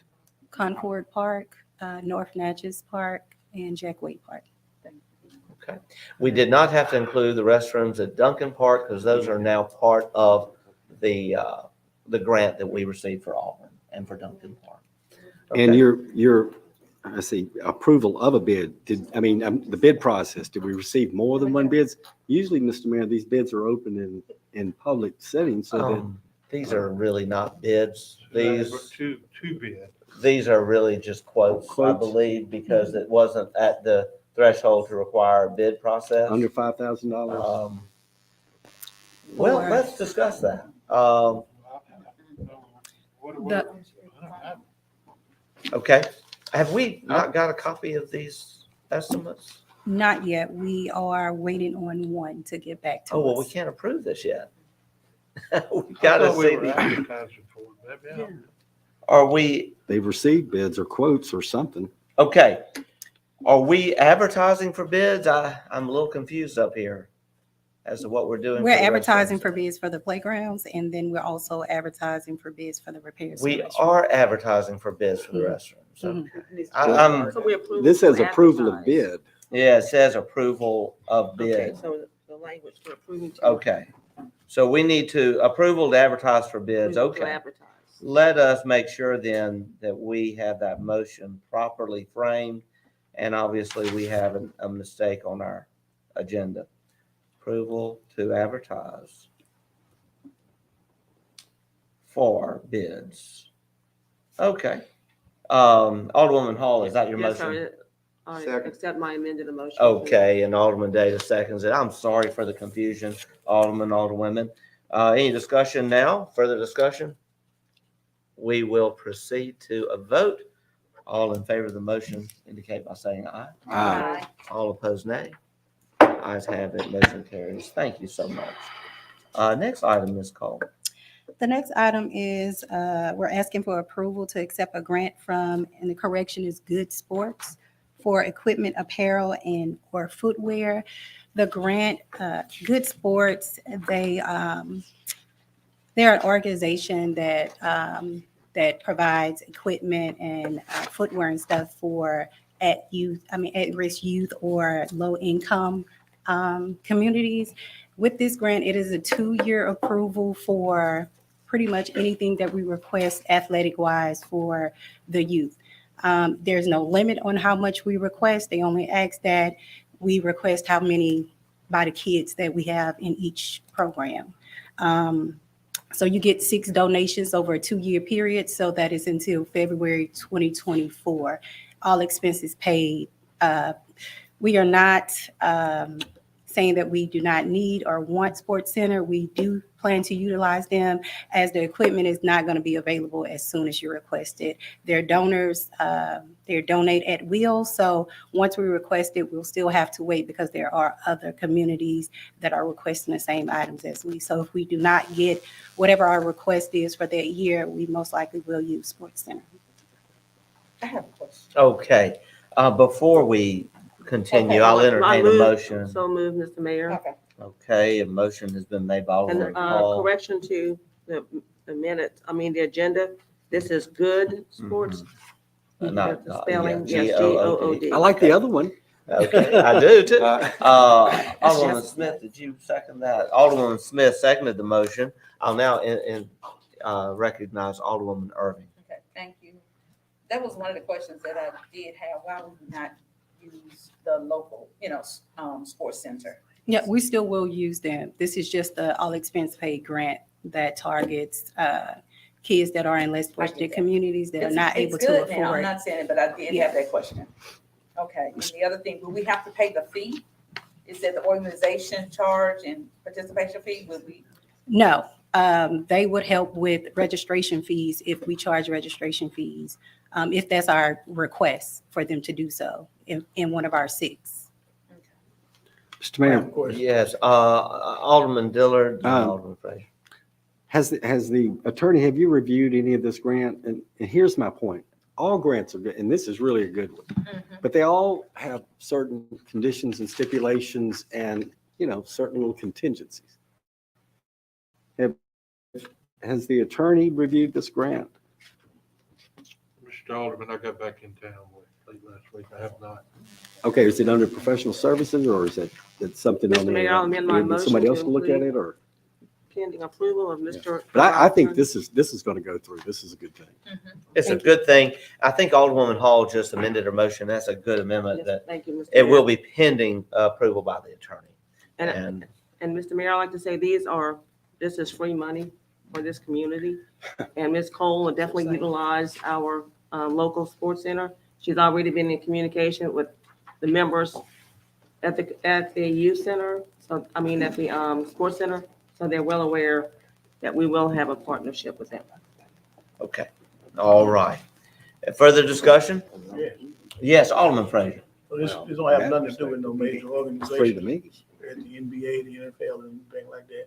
I know you came up with something from what New Orleans Saints. So this don't have nothing to do with them, right? No, this is an independent organizations. They just reach out. Their partners are Adidas, Nike, just big corporations that donate yearly for them to be able to donate to communities. Call for the question? The Second. question's been called. We'll proceed to a vote. All in favor of the motion indicate by saying aye. Aye. All opposed, nay. The ayes have it. Motion carries. Thank you, Ms. Cole. Thank you. Ms. Cole, while you are here, since this involves your budget, I'm going to ask that we go ahead and take care of a transfer item for the Recreation Administration budget, and you can just remain there. I'd like to go ahead and just get this taken care of. It's under the city clerk's report, approval of transfer for Recreation Administration budget. Madam Clerk, if you would, Ms. McKenzie, just explain where we are there. And I know you've been working with Alderwoman Hall, and she might want to also weigh in on this. It pertains to recreation. She's our chair of the Recreation Committee. So when I returned, I was asked to help find some money to help fund the recreation department as it's been reinstated for the city. In doing all of the work and looking at all of this, Ms. Cole provided me with a detailed list of some items that she needs to get that department back up and going. I provided everyone with a copy of the detailed list today. I'm sorry that did not get put in your packets for review prior to the meeting. But it just kind of gives a breakdown of everything that she's trying to get for the department. So it comes to about $60,000. And so my request would be to approve a transfer from the Casino Community Development Fund to the Recreation Fund. This would be a one-time transfer of funds just to help this department get back up and going. And it would be to cover operating supplies, maintenance tools, and those types of things that you'll see on that list. Mr. Mayor, I make that Alderwoman Hall. motion to approve the transfer of these $60,000 from the Community Development Fund to upstart our recreation department. I second. Okay, Alderwoman Hall has made the motion. There's a second. Second by Alderwoman Smith. Alderwoman Smith, you're recognized. Just, what is our balance in that fund? We had a cash balance at the beginning of the fiscal year of approximately $450,000. That was before this year's revenues were collected. And so, I mean, there is plenty of money there to cover this $60,000 without affecting the current year's budget for that fund. So just let me clarify, please. So we did not spend last year's community development fund because it's only 200, was it 220? I think we budgeted approximately 223. It comes in really at like 240 something is what we receive every year. But no, there was a cash balance of 450 at the beginning of the fiscal year. That's unusual and good news. It is unusual and it is good news. Thank you. Further discussion? Mr. Mayor. Yes, Alderwoman Hall. Yes, I would like to say we have a very hard-working woman in this department. Our assistant director is working extremely hard, Ms. Perry. And our two maintenance men have been going out of their pockets for their own supplies as well as uniforms. So I think this is well needed and deserved for this recreation department. Thank you, Alderwoman. Alderman Dillard. Just a couple of comments. One, the Community Development Fund is a fund that is coveted or restricted by contract. So that's why we do this. It's not something that, has it been plundered? Yes, it has. But it has a committee And I think as a courtesy, they should be, kept abreast of this. The second thing I would say is that I really think that we're really talking about the need for a budget amendment. We're having to budget or transfer monies. We're just barely into our second quarter. Now, if you look at the budget for the whole year, it doesn't have much margin of error at the end of the year. And probably recreation is not one of those departments that, we've ever received more revenues than we had expenditures. So I understand that, Mr. Mayor. But it begs the question that if sooner or later, we're going to have to amend this budget and bring it up to speed for these departments. Thank you. Thank you, Alderman. Alderwoman Irving? I just want to just say that I see that we're getting equipment, the zero turnaround and all that hopefully we will do an inventory and put those identification tags on that this is city property. Yes. And locate an area where we can store these items. So that way it won't happen like it did before. We don't have anything. So it just needs to be Yeah, I spoke with Ms. Hall. categorized and Mhm. inventory. Yeah, I spoke with Ms. Hall about us getting something somewhere where we can possibly get a shed or some storage so that we can make sure it's locked up and cared for properly. Great. Very good point. Alderwoman One Smith? quick thing, I just do want to clarify, amendment of the budget isn't about this. This is a transfer because that fund is set up for things that are beneficial and enhance our community. So Absolutely. it has It's a nothing to do with one-time this definitely. transfer though, not, there gets to be a point where when There's we, a transfer is into the fund and not taken back out. yes, and when we Alderman- did away with Alderman the Diller? first agreement, you would have seen that we had participating partners with the county that would match contributions for community improvement for recreation. Now, all that has now no longer exist. So in that case, you still would be required on this fund to, as a courtesy to the committee that oversees it, allow them some input to it. Fair enough. Okay. Call the question. The question has been called. Second? On the question, we'll proceed to a vote. All in favor of the motion indicate by saying aye. Aye. All opposed, nay. The ayes have it, motion carries. Ms. Cole, you're doing such a great job. Ms. Perry Thank you. and your Absolutely. staff, you have started from zero. And look at what you've done. And Absolutely. Thank you. we told you last year, you got a chance to start something totally new and from scratch. You're doing it, and we can't wait to see what comes of our bids for bathroom repairs and what comes also for the playground equipment. I also want to say very soon we will have a progress report on the North Natchez project for the youth center. We really need to get that going. The other good news, we will have an update soon on the progress being made for the golf clubhouse. And if anyone read, and in fact, I'm not going to answer it. I think Hunter knows I'm in a board meeting, but Hunter Cloud wrote a very good article last week and he'll hear this. And Hunter Cloud wrote a very good article in the Natchez Democrat last week on what's going on in recreation. And we look forward to the fall when we see improvements to our ball fields.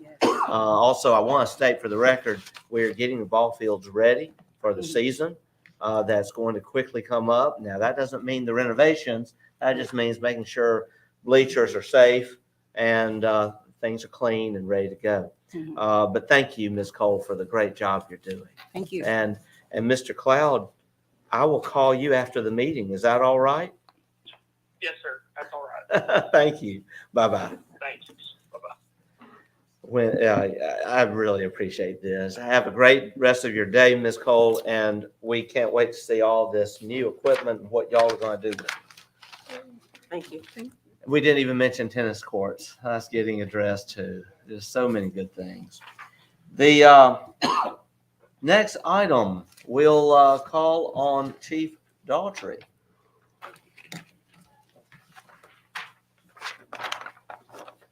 Good afternoon, board. Good afternoon. Good afternoon. Good afternoon, man. In the essence of time, I'm going to go through these, and I'm going to ask, I guess, our attorney on some of these issues on how we want to go through this. First business we want to talk about is Mardi Gras. Mardi Gras is scheduled for the 25th of February. We already have met with the planning committee, and we're going to meet again with Mr. Dollar as well as Chief Arrington to talk about the routes and everything. The route has been determined. We're going to get it to Mr. Hinkle so he can put it out over social media so that everybody will be aware of what the route is, and as far as any kind of street closures. We're scheduling it at February 25th, which is the last Friday of the month, and it will be, we'll start shutting down the city streets probably around 3:30, 4 o'clock. The next thing is, did I hear something? Oh, okay. Next thing is discussion of applying. I'm asking the board's permission to apply for some of these grants. The grants that we're applying for is a list of them. Do I need to ask? And that's what I was going to ask you, Mr. Callaway. Do I need to ask for each one in particular, or can we? All of these grants are 100% grants. There's no match. They vary from at-risk programs for at-risk in the neighborhoods, as well as home security grants to help us with equipment for situations like what we had this morning with the bomb threat. And also they have highway safety grants, which cover speeding, seat belts, child restraint, and alcohol training for alcohol detection. So all of these grants are through public safety as well as Homeland Security. All of them are 100% grant. I can go through them, but for this is the time, I just wasn't sure how you wanted me to do it. For the record, I think it'd be fine, Chief, if you just ask this board for a motion to allow you to apply for the Project Safe Neighborhood Grant, the FY22 Homeland Security Grant Program, the FY23 Mississippi Office of Highway Safety Grant, the Mississippi Department of Public Safety Bulletproof Vest Reimbursement Program, and the Alcohol Countermeasures Grant. So moved. And there are more. There are more. All right. Yeah. And the impaired driving grant, and the occupation protection grant, and the police traffic services grant. So moved. Motion made by Alderwoman Smith, seconded by Alderman Davis. Thank you. Discussion on the motion. Good job. Thank you, Chief. No. And we found out Mr. Johnson has already had us up for the bulletproof vest grant. Now the state has also put additional monies. That grant covered half of the cost of the vest. So now the Chiefs Association, along with the Sheriff's Association, has petitioned the state to match it. Oh. So now they're gonna, once we turn in our funds from paying for half of the vest, then the state's gonna give us the other point to make sure that every officer in the state of Mississippi has a duty bulletproof vest at no cost. Thank you. Thank you. It's just really great, it is. And Chief, by the way, I'm seeing up on the overhead right now, Natchez Ford making a generous donation to police for your SWAT team. We need to at some point invite these businesses into our board meeting for special recognition. Yes, sir. We appreciate the Sports Center. Absolutely. We appreciate Natchez Ford and all of those others who are stepping up for law enforcement here in Natchez, Adams County. You know, we budget for everything we can afford to budget for, but I love the fact that we have a chief and a sheriff who look beyond just what the budget is and have been able to identify willing partners in the community to help. And that is just a great thing. That is Natchez strong, and we appreciate it. Well, the motion is on the floor. We will call for the question. Call. Second. We'll proceed to a vote. All in favor of the motion indicate by saying aye. Aye. All opposed, nay. The ayes have it. Motion carries. Next Thank thing on the agenda, Mayor, I have a list of four weapons that have been forfeited to the police department. I'm asking that they be put into our inventory. So I know I need to go through these individually. Yes, sir. I have a question. Alderman Frazier? This approval to accept guns in the inventory. No, I'm not making a motion. You don't need approval for that. You can just put them in inventory. Okay. You got an inventory, you have a lock out there. And all you got to do is put them in the inventory locker, because that is your responsibility. Because y'all had to keep a list and stuff of what you got in the inventory locker. So you don't really need to come to the board to get approval to accept guns into inventory. Okay. Okay, thank you. Mr. Callaway has his hand up. And with all due respect, I think it would be clear to make a record of property that the city is accepting via forfeiture. So, and have the board accept that property. We do it for donations. We do it. I'm fully aware of that, Mr. Attorney, but I'm just saying, I know somewhere down the line that we keep an inventory of what we got and everything out there. But like I said, I don't think we need to come, because eventually we're gonna end up selling those weapons or disposing of them.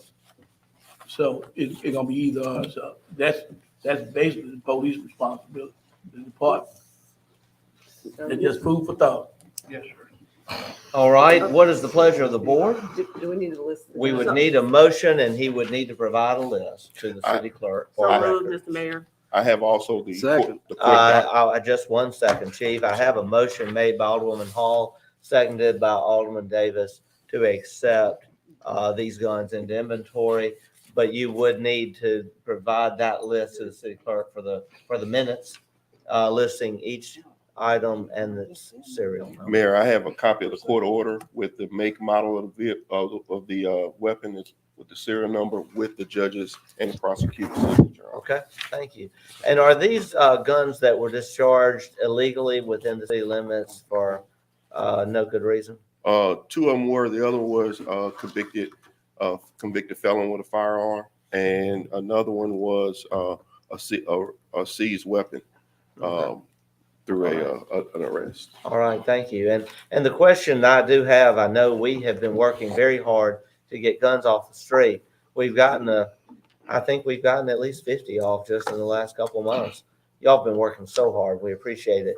What will become of the rest of those weapons? Well, another way of looking into the budget, if these weapons can be used, then we will use them. Other than that, we'll sell them to a police supply. Whether we can use the monies that we would sell them to that police supply place for, they are through the ATF, and they are able to dispose of them or either resell them somewhere else, but then we're able to use that money to purchase equipment. And I know also you showed us a while back, there is a large quantity of weapons that have been piled up in a closet for several years. So we're getting that inventory together to bring before the board so that we can dispose of it. But we have to get the judge's signature on all of them, and we have to. I have to make sure double check, make sure those cases are not those cases are closed. Mm-hmm. And if it's a recovered stolen gun, we're going back to looking to the original owner to see if we can recover and return that stolen weapon to the original owner. It's a process. Okay, thank you. That's what Alderwoman Smith has her hand up, I and just then want to Alderman thank you Frazier. for being thorough, dotting your i's and crossing your t's when the process of doing all this. Thank you very much, Chief. That's what I was simply saying. Yes, Alderman Frazier. When you're dealing with inventory, you got the inventory, not only these weapons there, you got the inventory of weapons that are still standing in cases, as you said. Okay. That got to be inventory. So you gonna, like I was just saying earlier, you should have never brought this on the agenda. As say, inventory of all different types of weapons that you get. Knives, everything. So I think it just was frivolous to bring this up. Call the question. Question's been called? You're gonna call for a question that's very rude to you. The question's been called. Is there a second? Second. We will now proceed to a vote. We'll take this as a roll call vote. Alderwoman Hall. Aye. Alderman Frazier. Aye. Alderwoman Smith. Aye. Alderwoman Irving. Aye. Alderman Davis. Aye. Alderman Dillard. Aye. Ayes have it. Motion carries. Thank you. Once we're complete, Mayor, myself and Chief Arrington is going to have to go back. We just received another threat, and Homeland Security is on their way back Okay. here again. Goodness. Okay. Thank you, Chief. We really do. I just want to ask Yes, a question. Alderwoman Irving. Is the newspaper here today? I believe they are online. Okay, they're online. Yeah. And my reason for asking, because he had said about the routes of the parade, and I'm just saying it to be placed in the newspaper, so Yeah. that the public will know. Yes. That was Okay, said the thank you. Facebook page. That was the reason I was asking. Thank you. Uh-huh. We will now move to Chief Arrington. Good afternoon, everybody. Good afternoon. Good afternoon. I apologize. This is going to be a little quick. We have a thing to take You care gotta of. go, I know. You have in your packets a flyer from the Natchez Fire Department. We are putting on a grain silo excavation training for first responders. This is a big, I'm sorry. We can take care of this if you need to go. Thank you so much. Appreciate it. We understand. Thank you. We'll go ahead. Is there a motion You need needed? a motion, Chief? Nah. Yeah, I This already gave is, him a motion already. this is for information. It's just Yeah, information. just information. Thank you, Chief. Thank you. And so please just make note, Mississippi Farm Bureau Federation and Adams County Farm Bureau holding a grain bin workshop for emergency responders Tuesday, April 5th at Ganbury Farm Supply. And it's designed to teach firefighters and emergency responders the proper steps to safely extricate a victim trapped in a grain bin. 3 hours credit will be given through the Mississippi State Fire Academy for this course. And we are grateful to the Adams County Farm Bureau for doing this. And we are excited that it's being made available to first responders in our area. We will now move to the city official. I'm sorry, I'm skipping too. Mr. Perrault, we're recognizing you. I was asking for the mayor's, for permission for the mayor to sign a 4-year contract with RJ Young. This will be for replacing 2 of our large multifunction printers at City Hall that are off contract. They were under RJ Young, and 5 multifunction printers. The current cost is about $810, and I'll be paying $750. So moved. Second. Motion made by Alderman Dillard and seconded by Alderman Davis. Discussion, Mr. Perrault, do you have something else? I was just saying, this is state contract pricing. Okay, thank you.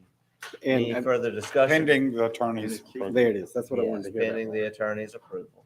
We'll call for the question. Called. We'll proceed to a vote. All in favor of the motion indicate by saying aye. Aye. All opposed, nay. The ayes have it. Motion carries. Thank you. Next item, Mr. Dollar.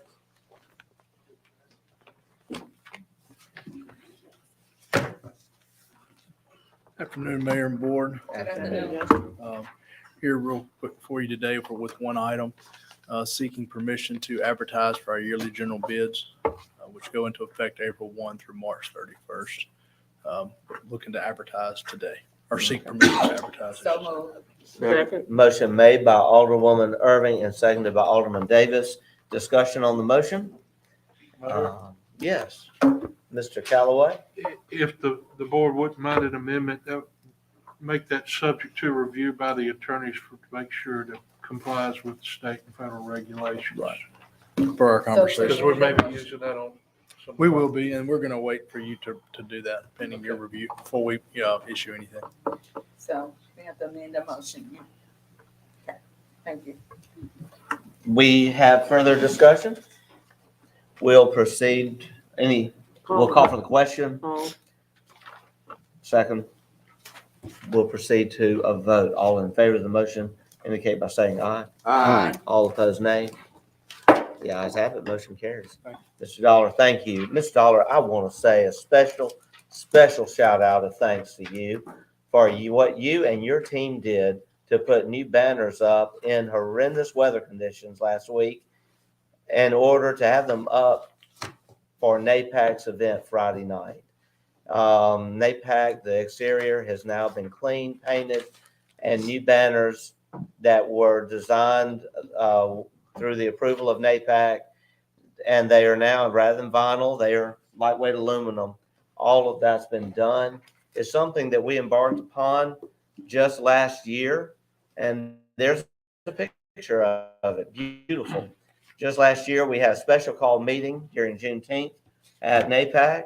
That is when we made our commitment to proceed with this. And for the first time in over 25 years, NAPAC has been renovated on the exterior and new banners now hang that will last for a long time. We're very grateful. Your guys were out there and you were out there. I think the weather at one point was in the 30s and they were still going at it. So thank you for what you've done. We're going to have a proper observation of this a little later in the month, very soon when we embark upon the signage campaign for NAPAC. And also, Alderman, get ready. We're going to have a special call board meeting there again this June during Juneteenth. And I want to keep this going, this trend going, that we as a city show support for our Museum of African American History. And so, thank you. Mr. Dollar, you dropped everything to make that happen. Thank you. City officials reports. Alderwoman Hall. Yes, sir.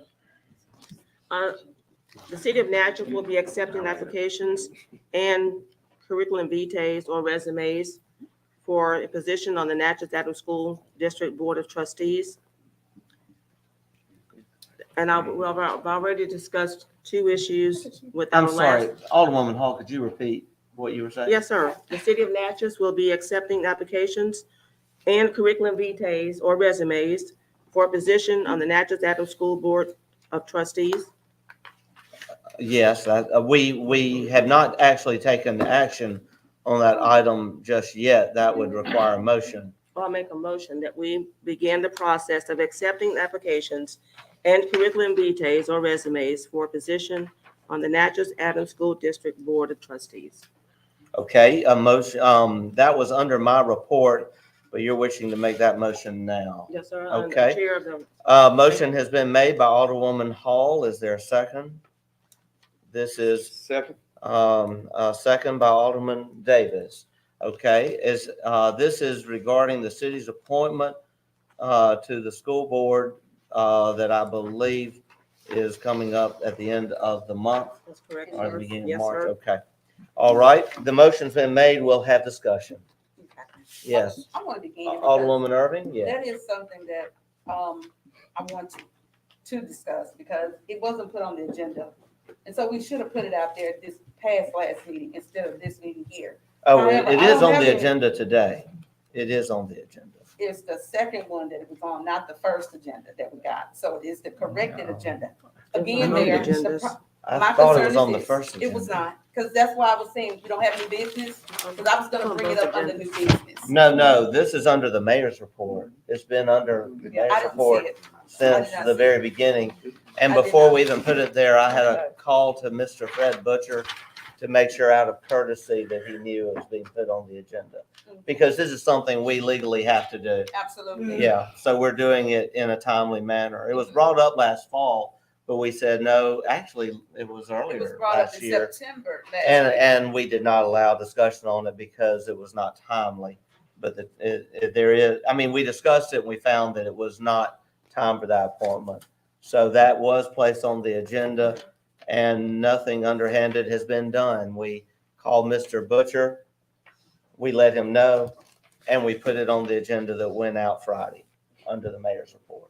I just want to make sure that record is clear. I didn't, and again, I didn't see it because Okay. I did come prepared today myself Okay. because for new business to present that. Okay. So that we could mention that appointment Yeah. ends February 23rd and we do need to. Yes, and it's on the agenda. We have a motion, further discussion. And that was my. Okay. Call for the question. All right. Call for the Second. question. Question's been called. Second. Second. Okay, we'll proceed to a vote. All in favor of the motion indicate by saying aye. Aye. All opposed, nay. The ayes have it. Motion carries. Alderwoman Hall, if you'll continue Yes, with sir. your We've report. already- Although I want to say, just in the way the city's done this in the past, we looked into it. We will just make an announcement that for the next, I would say for the next 2 weeks, we will accept applications for that position. And we do invite the current member of the board to reapply. And then it will follow the process at that point. We have an education committee committee, then it will come to the full board. Who's Just the, as we and I'd did. like to know who the members of the education committee? The education committee is by the city charter, the same committee that is also the ordinance committee and the recreation committee, is the city charter committee. Yes. We will now May I continue? my continue report? with your report. We've already discussed my second issue when Mr. Johnson gave his report. I had already discussed with Mr. Johnston and Mr. Dollar, serious erosion on Mario Street and serious, and also issues for two Gloucester Court for potential EWP projects. And there's erosion issues are being addressed on Bob Lee Street. Thank you, Mr. Mayor. Okay. Alderwoman Hall, thank you. Alderman Frazier, you're recognized. I have no report, Mr. Mayor. All right, thank you, Alderman. Alderwoman Smith, No report, Mr. Mayor. thank you. Alderwoman Irving, Yes, sir. Thank you, Mr. Mayor. I just want to report that on last night, we had a neighborhood watch meeting at the Washington Street area, neighborhood watch at the Senior Citizen Building. And so I want to thank the chief and his staff for coming out. They did a really great job. We had special guests from the dispatcher director, Mrs. Annette Fales. We also had the sheriff department there. It was really a really good discussion. The meeting was, we went over well. But the main discussion was on saving our youth. This past weekend, I had the opportunity to participate in my sorority. We did a forum, and the forum title was Saving Our Youth. And so there you had a panel of guests, and good discussion came about how we would come with a plan, bring it to the city to involve different partners in the community. But what I took most from it is this, and this is an African proverb. It takes a village to raise a child. It takes a village to raise a child. That proverb means that an entire community of people must provide for and interact positively with children, for those children to experience and grow in a safe and healthy environment. And that is so true. it is. To address the root problems that we have with our youth here, we have to address the family. Yeah. And so that has resonated with me, not just now, but forever. You see these things happening in our community. And I just want to thank our first responders, how they have addressed the issue. Within the last few weeks, our police department has been able to successfully give peace to the family because they found the actual person who committed the crimes. And so I just want to thank you. That's been something that I look forward to seeing. It gives a better, the ability for our community to develop trust in our police department. All that is coming into play. And so I just want to say thank you. And thank you to our first responders. Very good. Thank you, Alderwoman. Mhm. And Alderman Davis will recognize you at this time. No report, Mayor. Thank you, Alderman. Alderman Dillard? No report, Mayor. Okay. Thank you so much. We'll now move to the city clerk's report. All right. I've got a few things on my list today, so I will try to make it quick. First, I would like to request approval for the first February claims docket. So moved. Second. All right, a motion has been made and seconded. Any discussion? Well, yeah, I just want to, I will approve everything in the claims docket with the exception of the fire department, please. All right, Report that in the minutes. thank you. Alderman Dillard? And I will approve or vote to approve the claims docket, but I'd like to have the opportunity to meet with the city clerk. There's some issues that, or some concerns I had. Thank you, Mr. Okay, Mayor. thank you, Alderman Dillard. Appreciate that. Other discussion? The question has been called. We'll proceed now to a vote. All in favor of the motion indicate by saying aye. Aye. All opposed, nay. The ayes have it. Motion carries. Next item, Madam Clerk. All right, next item is request for approval of the first February mini claims. Pleasure of the board. So moved. Second. Okay, we will now then have discussion. The motion was made by Alderwoman Hall and seconded by Alderwoman Smith. Discussion? Yeah, I do have, Mr. Yes, Mayor. Alderman Dillard. I was looking at the line item. We had the Bank of America card, Walmart Walmart, government STD, that's 3,000. Or if I got it in the wrong one, is that for training? There was one for training. Have we already conducted that training? I mean, I'm just curious why a training would be on a bank card. Is this, I got the wrong one. It would be 13,953. So the Bank of America card was the travel card, so that was for the police travel and training budget. Okay, that makes more sense. Thank you, Mr. Mayor. Okay, all right, thank you. Any other questions, discussion? We'll call for the question. Paul.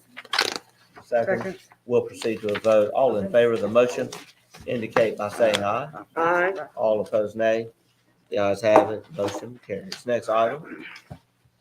Next item, would like to request approval of travel to attend the Mississippi Municipal Services Workshop in Pearl, Mississippi on February 24th for myself and Ms. Caroline Deason. It's discussing workers' compensation and general liability risk management. There's no registration fee, so it would really just be mileage. They are providing lunch. It's a one-day deal, so we're looking at a total expense of like $120 for the two of us to go to this. So moved. Second. Okay, motion has been made by Alderwoman Smith, seconded by Alderwoman Irving. Discussion on the motion. We'll call for the question. Paul. We'll proceed to a vote. All in favor of the motion indicate by saying aye. Aye. All opposed, nay. Ayes have it. Motion carries. Next item.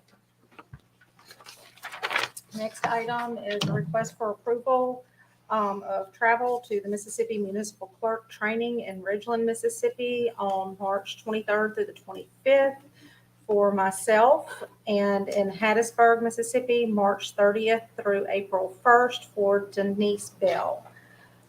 Total cost would be approximately $1,000. So moved. Second. Motion has been made by Alderwoman Irving, seconded by Alderman Davis.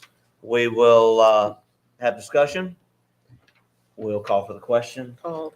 We'll proceed to a vote. All in favor of the motion indicate by saying aye. Aye. All opposed, nay. The ayes have it. Motion carries. Next item. All right, request for approval of travel to the Mississippi Municipal Clerk Spring Conference in Ridgeland on April 27th through April 29th for myself and Miss Rebecca Turner.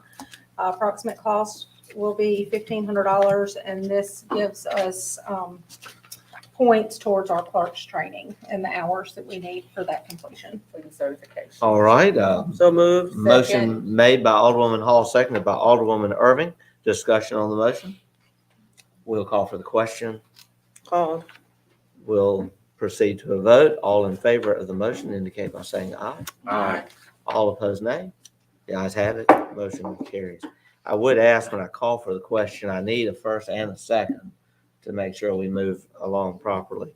And second, next item, Ms. McKenzie. Next item, request for approval of travel to the Mississippi Association of Self-Insured Spring Conference in Ridgeland, Mississippi. It's March, and I'm sorry for my typo there, March 28th through the 29th for Ms. Caroline Deason and Ms. Consuela Cade. Approximate cost will be $950. So Okay. moved. Second. Motion made by Alderwoman Irving, seconded by Alderwoman Hall. Any discussion?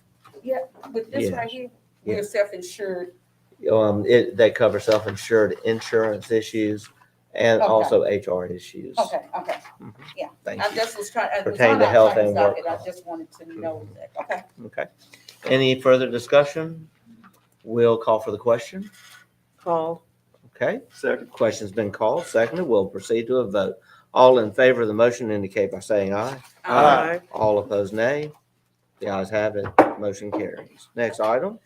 Request for approval of travel to the National League of Cities Congressional City Conference in Washington, D.C. on March 14th through the 16th for the mayor and board of aldermen women who would like to go. The approximate cost per person will be $3,000. Was the pleasure of the board. So moved.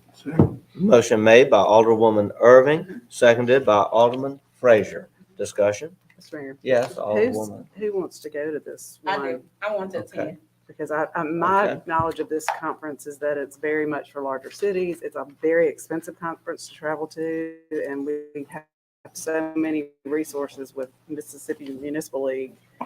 And I mean, I know some cities that are bigger than us only send maybe a mayor. I mean, we've been to Washington. I'm just not seeing the reason for it. I am, I Alderwoman wanted Irving? to attend because I do sit on 2 committees with this organization here, and I do want to participate. I do have a lot of grants and things that we can benefit from the city of Natchez if we just will apply. It's a lot of grants this past year.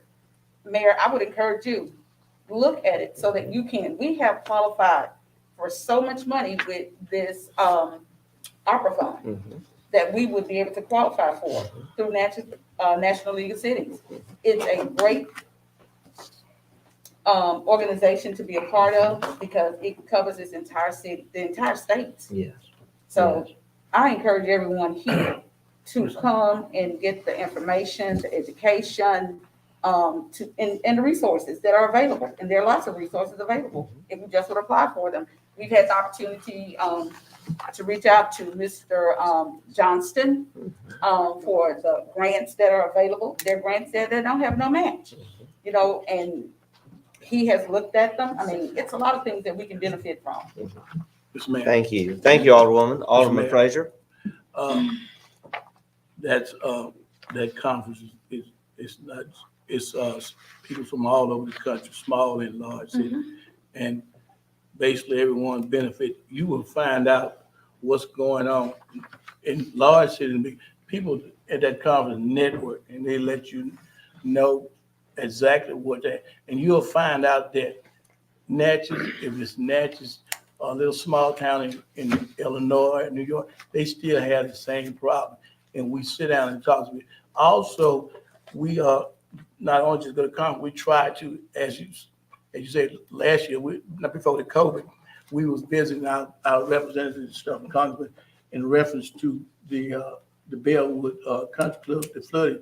So when we go as a county. Sometimes, one time we went, the county will go and the city will go, and that just goes to show you the cohesion that we have is in the county and city, because they would love to see not just county representatives, they love to see the city representative coming on. So this conference is like I say, I understand about Alderwoman Sarah Carter Smith. I don't know if she ever been to one, but I've been to them, and like I said, they're very informative. And as you say, it's left up to the individual who want to go, if you want to go or not. And it's in the budget, and we've been at it in the budget. Our budget, as you know, we didn't, in the last a year and a half, 2 years, we haven't been anywhere. So this money is already allocated for the budget, Mr. Mayor. Thank you, Alderman Frazier. Further discussion? Yes, Alderwoman What Smith. is remaining in our travel budget? We looked at that the other day, and I did not bring those figures with me. But I do know that with the summer MML conference, it's going to be tight. So. Mr. Mayor, will you still budget? Our budget was $40,000 for travel. That's 25. 35. 35,000. So, And I think you've got 26,000, or keeps, according to a budget status report, whatever, 26,000. Okay, thank you, Alderman Dillard. Further discussion, we're going to need to call the question in a moment. And I certainly understand and value everything that's been said. Further discussion? Well, we'll proceed to a vote. We'll call for the question. go. Okay. Second. All right, we'll proceed now to a vote. All in favor of the motion indicate by saying aye. Aye. All opposed, nay. No. Okay. Should we do a roll call? No, I was No? the only one. You're the only one? Okay. So the motion does carry. Let the record reflect that Alderwoman Smith voted against it. Is that correct? That's correct. Am I missing anyone else? That's Okay. what I show. Well, I want the record to show clearly what y'all intend to vote. Are we good? Okay. So it shows that everyone voted in favor of it except for Alderwoman Smith. Okay. Mr. Mayor, I'd like the record, I'm not going to attend, but for those who want to attend, I voted for those who wish to Okay. attend. I'm not attending. Okay, I want to just clarify. So the motion passes, and I really do look forward to hearing good reports back. And thank you. And I And I actually, myself personally would like to go, but my schedule, I don't think my schedule is going to allow it. I was there in December, however, we had some very good meetings. And so, I know y'all will take good notes and we'll look forward to that. Absolutely. Thank And you. actually, going back this time, I will actually I have the bronze. And so now I'm working on my silver certification with them. I mean, it's the networking. Yeah. It's just unbelievable. And the information that we obtain Yes. to bring back here to help our city. Thank you, Alderwoman. Thank you. Mr. Mayor. Yes, Just like to say Alderwoman one Hall. other thing that I think, as Alderwoman Smith did allude, we do have our Mississippi Municipal League Yes. conferences. We also have representatives from Congress at these, or their Yes. representatives at our Mississippi Municipal League conferences. And we do network with our lobbyists, our federal congressional delegates, our senators and reps house, as well as those here in the state of Mississippi. But we also have a budget that is going to be tight, as Ms. McKenzie stated, for our summer conference. Thank you. All right. Well, I think it will help the budget in that I think only 2 are actually going. So it's not like the whole board's going. And that was going to be my next question, just for clarification, so that I can get the registration. I think, is it only 2 aldermen planning to go to this conference at this time? If you're planning to go, let us know. Yes, Mr. Mayor. Okay. To be honest with you, Yeah. it's 2 of us, but normally, and we are really saving money, because normally it used to be 3 or 4 of us go. Okay. So, you know. All right, Alderman it's Frazier. like I said, it's left to the individual if you want to go. Okay, thank you. Next item, Madam Clerk. Requesting permission for the mayor and myself to sign the necessary paperwork to extend the $1,020,000 loan with Delta Bank for the Weymouth Hall EWP project for a period of no more than 6 months until the reimbursements are received to make the loan payment. The loan actually matured on January 17th, and we were given a 30-day no action required extension. All of the documentation has been submitted for the reimbursements, and there have been some delays that I believe are on the NRCS side of things. We do anticipate the receipt of those reimbursements at any time now, but for the sake of us not defaulting on a loan, I would like to get this extension done. All just right. to make sure we're covered. So move. Second. Motion made by Alderwoman Irving, seconded by Alderman Davis. Any discussion on the motion? Yes, sir, Mr. Mayor. Yes, Alderman Dillard has his hand up. I'm going to recognize him. I mean, I guess what it would, and I may already know the answers, is that the government drags its feet on this thing. Where are we with these reimbursements on the NRCS projects? Either you 2 guys. Might need to come to the microphone, Mr. Dollar. I see they pointed to each other. And they're both glaring at me. I wouldn't sit there if I were. I spoke to our supervisor engineer in our district yesterday, and while I was on the phone with him, he reached out to the lady that was above him that's actually doing processing the reimbursement, and she messaged him back and let him know during our conversation that she was hoping to should have it done today. If that's the case. Normally it takes 48 hours to get here and then go into our account. So hopefully by Friday of this week, if all goes well. It would be relatively safe to say that the money is secured. It is on its way, correct? I would say so, yes. Okay. And you're just being out of an abundance of precaution going out 6 months. Because I would think the bank would still be adding interest, they don't, I think they have to do that. We can certainly talk to them about an option of giving us another 30 days. I just, you're again, okay. trying to be cautious. But yeah, I mean, we do anticipate the reimbursements being received any day. Okay. But that 30-day no action required extension is coming up real close. Thank you, Mr. Mayor. All right, thank you. So I have a question. Yes, Alderwoman Irving. Okay, what if the 6 months come and we still have not received it in reimbursement? Do we still continue to go back to the bank and ask for an extension? Basically, that would be the Okay. option at I'm that just asking point, for- but I don't think that will be an issue. Okay. We'll This make has sure. been a while. Well, it has. This has been a while. It has. We'll make sure we get it. We have had some delays with federal government processing things. It's been frustrating, but we'll get it. We'll call for the question. Oh, Question's been called. Second.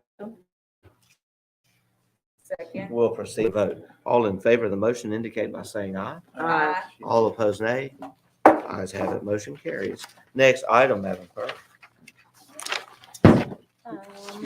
Next item, we actually took care of already. That was the transfer for recreation. So then it would bring us to retroactive approval for the following loans. On January 28th, a loan in the amount of $7,250 from the general fund to the 177 Natchez Adams EDA fund to cover docket expenses, which included the Shift South payments. Do we want to do these separately, or can I do them as a combined? I think we can motion? do them as a group. Okay.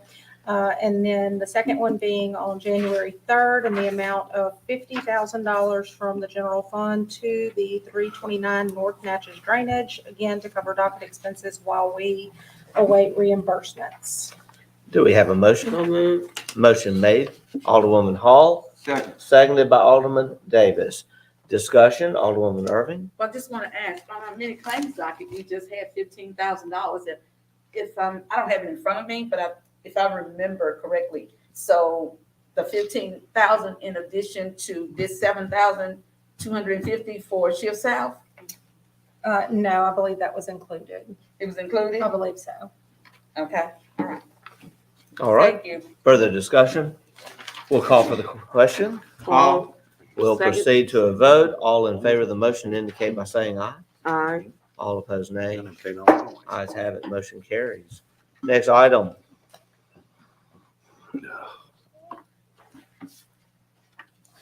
Madam Clerk. Okay. Sorry. Okay, next item is request for retroactive approval for the following transfers. On January 19th, transfer from the 108 Special Fire Fund to the 300 Capital Improvement Fund in the amount of $57,910.88. This was a deposit of federal funds, which was the reimbursement number one for the Gloucesterport EWP project. On January 24th, from the 108 Special Fire Fund to 300 Capital Improvements Fund in the amount of $395,496.75, which was, again, a deposit of federal funds as reimbursement number two for the Gloucesterport EWP project. And then on February 7th, from Fund 126 Recreation to 125 Transit in the amount of $675.74 for the refund of a fuel man payment, which was made from the wrong fund. So we just needed to move the monies back from the fund where it should have been paid to the department that actually paid it. All right. So moved. I have a motion by Alderman Dillard, seconded by Alderman Davis. Discussion, Alderman Dillard. The first thing, the last one you read, that didn't show up in my sheet, and maybe I didn't get the right version. Well, it's because it was done yesterday. So I wanted to just make sure that we went ahead and got approval for this and it didn't get overlooked by waiting till the next meeting. Was that a budgeted transfer? It was not. So we made a fuel man payment, and a portion of that, there was, very similar names within both departments. And so some of those expenses on that bill were picked up as transit employee, not recreation employee. So it was paid from the transit account. So you're correct in your books. It's not a. Yes, not a yeah. I mean, it transfer. was just an error on our part that we were correcting and just making sure that the money gets paid back to that fund. One more comment, Ms. Mary. Yes, and I Alderman. will. I'll be brief and short about this. And I've had a big discussion about this thing in here. And essentially, and I want the public to know and be on the record here, because it's coming out of Fund 108, which is a special fire fund, special fire receives funds for specific purposes, and they have to be segregated and not used for any other purpose. However, in our case, Mr. Mayor, and this is a problem that we're going to have to resolve, right now, the City of Natchez Financial City Clerk's Office can only send wire funds into the special fire. That's why you're seeing monies of the amounts which are way exceed the special fire funds budget of any imaginable. It's like $135,000, Right. $395,000 going into the special fund, then going out. Yeah. Now, The problem with this is it's all in our collective cognizance right now, but this time, maybe a year and a half ago, when an auditor's looking at it, it's not going to make sense. So anyhow, and I do want that in the minutes that we need to address this issue about receiving wire funds and find a better way than using the special fire fund as a clearinghouse for these federal funds. Thank you, Mr. Mayor. Very good point. Thank you. Alderwoman Smith? Madam Clerk, is this because there was just some kind of fund that was wired to us for special fire? Is that why it's set up this way? It was already set up to receive federal funds, I believe, and James can correct me if I'm wrong. We have the 108 Special Fire Fund and the 135 Visitor Center funds are the two accounts that are set up on the federal side to receive monies. So it has just traditionally been handled that way. I actually spoke with Alderman Dillard prior to the meeting, Right. and, in the discussions of, we really do need to set up, even if it's a federal clearinghouse fund, to receive these monies to then be dispersed out to the proper funds, just to kind of help keep things clear. But, to date, this is how it's been happening. So there's probably an account that we have that could be used. not set up another Probably one. the 135 Visitor Center account, since we no They're longer already have there. visitor center operations, could be Renamed. transitioned and renamed into a federal We could clearinghouse do that. fund. One of the reasons of wire fraud is really huge now, so I'd Exactly. like to definitely do that as soon as possible. Thank you. Okay. Mr. Okay, Mayor. thank you. Yes. Yes. One other comment about it, and we're fortunate because the clerk is, when those monies come in, they are immediately transferred. What happens is you have the potential to commingle funds. And anytime you have those potential, there is a probability that it will occur. And if it does, you may be in breach of your granting agency's agreement. So, there is a potential for loss here. Thank Thank you. you. We're going to look into that. Alderwoman Irving, you had your hand up. I was gonna say about the phone. Okay. That's what it's been answered. My question's been Okay, answered. thank you. We'll call for the question. All. We'll Second. proceed to a vote. All in favor of the motion indicate by saying aye. Aye. All opposed, nay. The ayes have it. Motion carries. Next item, Madam Clerk. And can I just get clarification for my notes and for the minutes? Who seconded the motion? I know that Alderman Dillard. Alderman Davis Okay, I just seconded wanted, the motion. just wanted to be Okay. clear on that. Sure. Okay.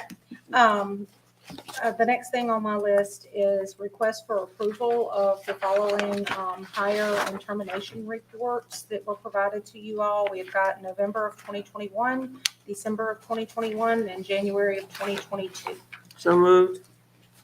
Motion made by Alderwoman Hall, seconded. I need a second. Second. Second by Alderwoman Smith. Discussion. Yes, sir. It's one Alderwoman on there Irving. that we don't need to accept until we have the hearing, or had there been a hearing with one of the employees on the report. And so we need to, take a look at that. We need to look at that, one of the, employees on that report, because we were waiting to have a hearing. We were waiting, we had to We look at the court are. report, have we had? I don't think we can discuss this Okay. in much detail right now. Okay, so that's why I'm asking, can we not accept that employee? No. Bill. Well, I will vote yes. Mr. Mayor. Okay, Alderwoman Smith is City recognized. Attorney knows what we need to do on this matter, please. But I don't want to accept that and then can't go back until it's, the hearing is. Mr. Callaway. Are we talking about a civil service review without identifying any particular people? I mean, there's action taken in a review, but we have to take the action to get the review. So the report should reflect the action we took. Okay. Yes, Alderwoman Just- Smith. And I might not be remembering something. What is our nutrition aid? What is that? Yeah. I believe that is The grant? with the senior center. Oh, okay, thank you. All right, any further Mr. Attorney, discussion? Mr. Alderman Frazier. Yes, sir. she was just asking about, are there any kind of, do you know we gonna have any kind of other litigation on dealing with that individual? I don't think we need to discuss any matters openly pertaining to. Well, Well, can we no, go we're to not, executive when we're session? doing, Mr.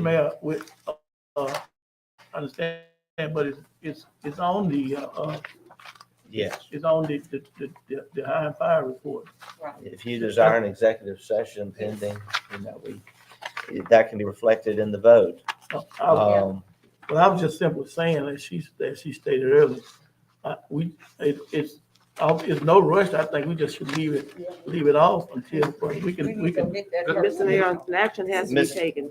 Mr. Callaway, why don't we move forward? I'll ask Alderwoman Hall to withdraw her motion, resubmit her motion as pertains to November, December. No, sir, we have to take action on We the have higher to fire take action. report. Okay. We are Mr. taking Callaway? action. We are gonna take it on the high and fire report. Mr. Callaway's recognized. Okay. Mr. Mayor and members of the board, minutes reflect actions we take in these meetings. And then hire and fire reports show what actions were taken relative to employees within the city. Whether there's a pending legal matter or not, it's a whole different animal. I mean, if it goes to the Supreme Court and comes back, we took the action reflected in the report, is what the report is supposed to do. And we need to. Either approve it or disapprove it. Correct. Okay. And I do respect that, Mr. Mayor, if I may just say something. Yes, Alderwoman Irving. But this action took place without the board consent. We, That was the, we cannot discuss these Okay. items publicly. okay, all right.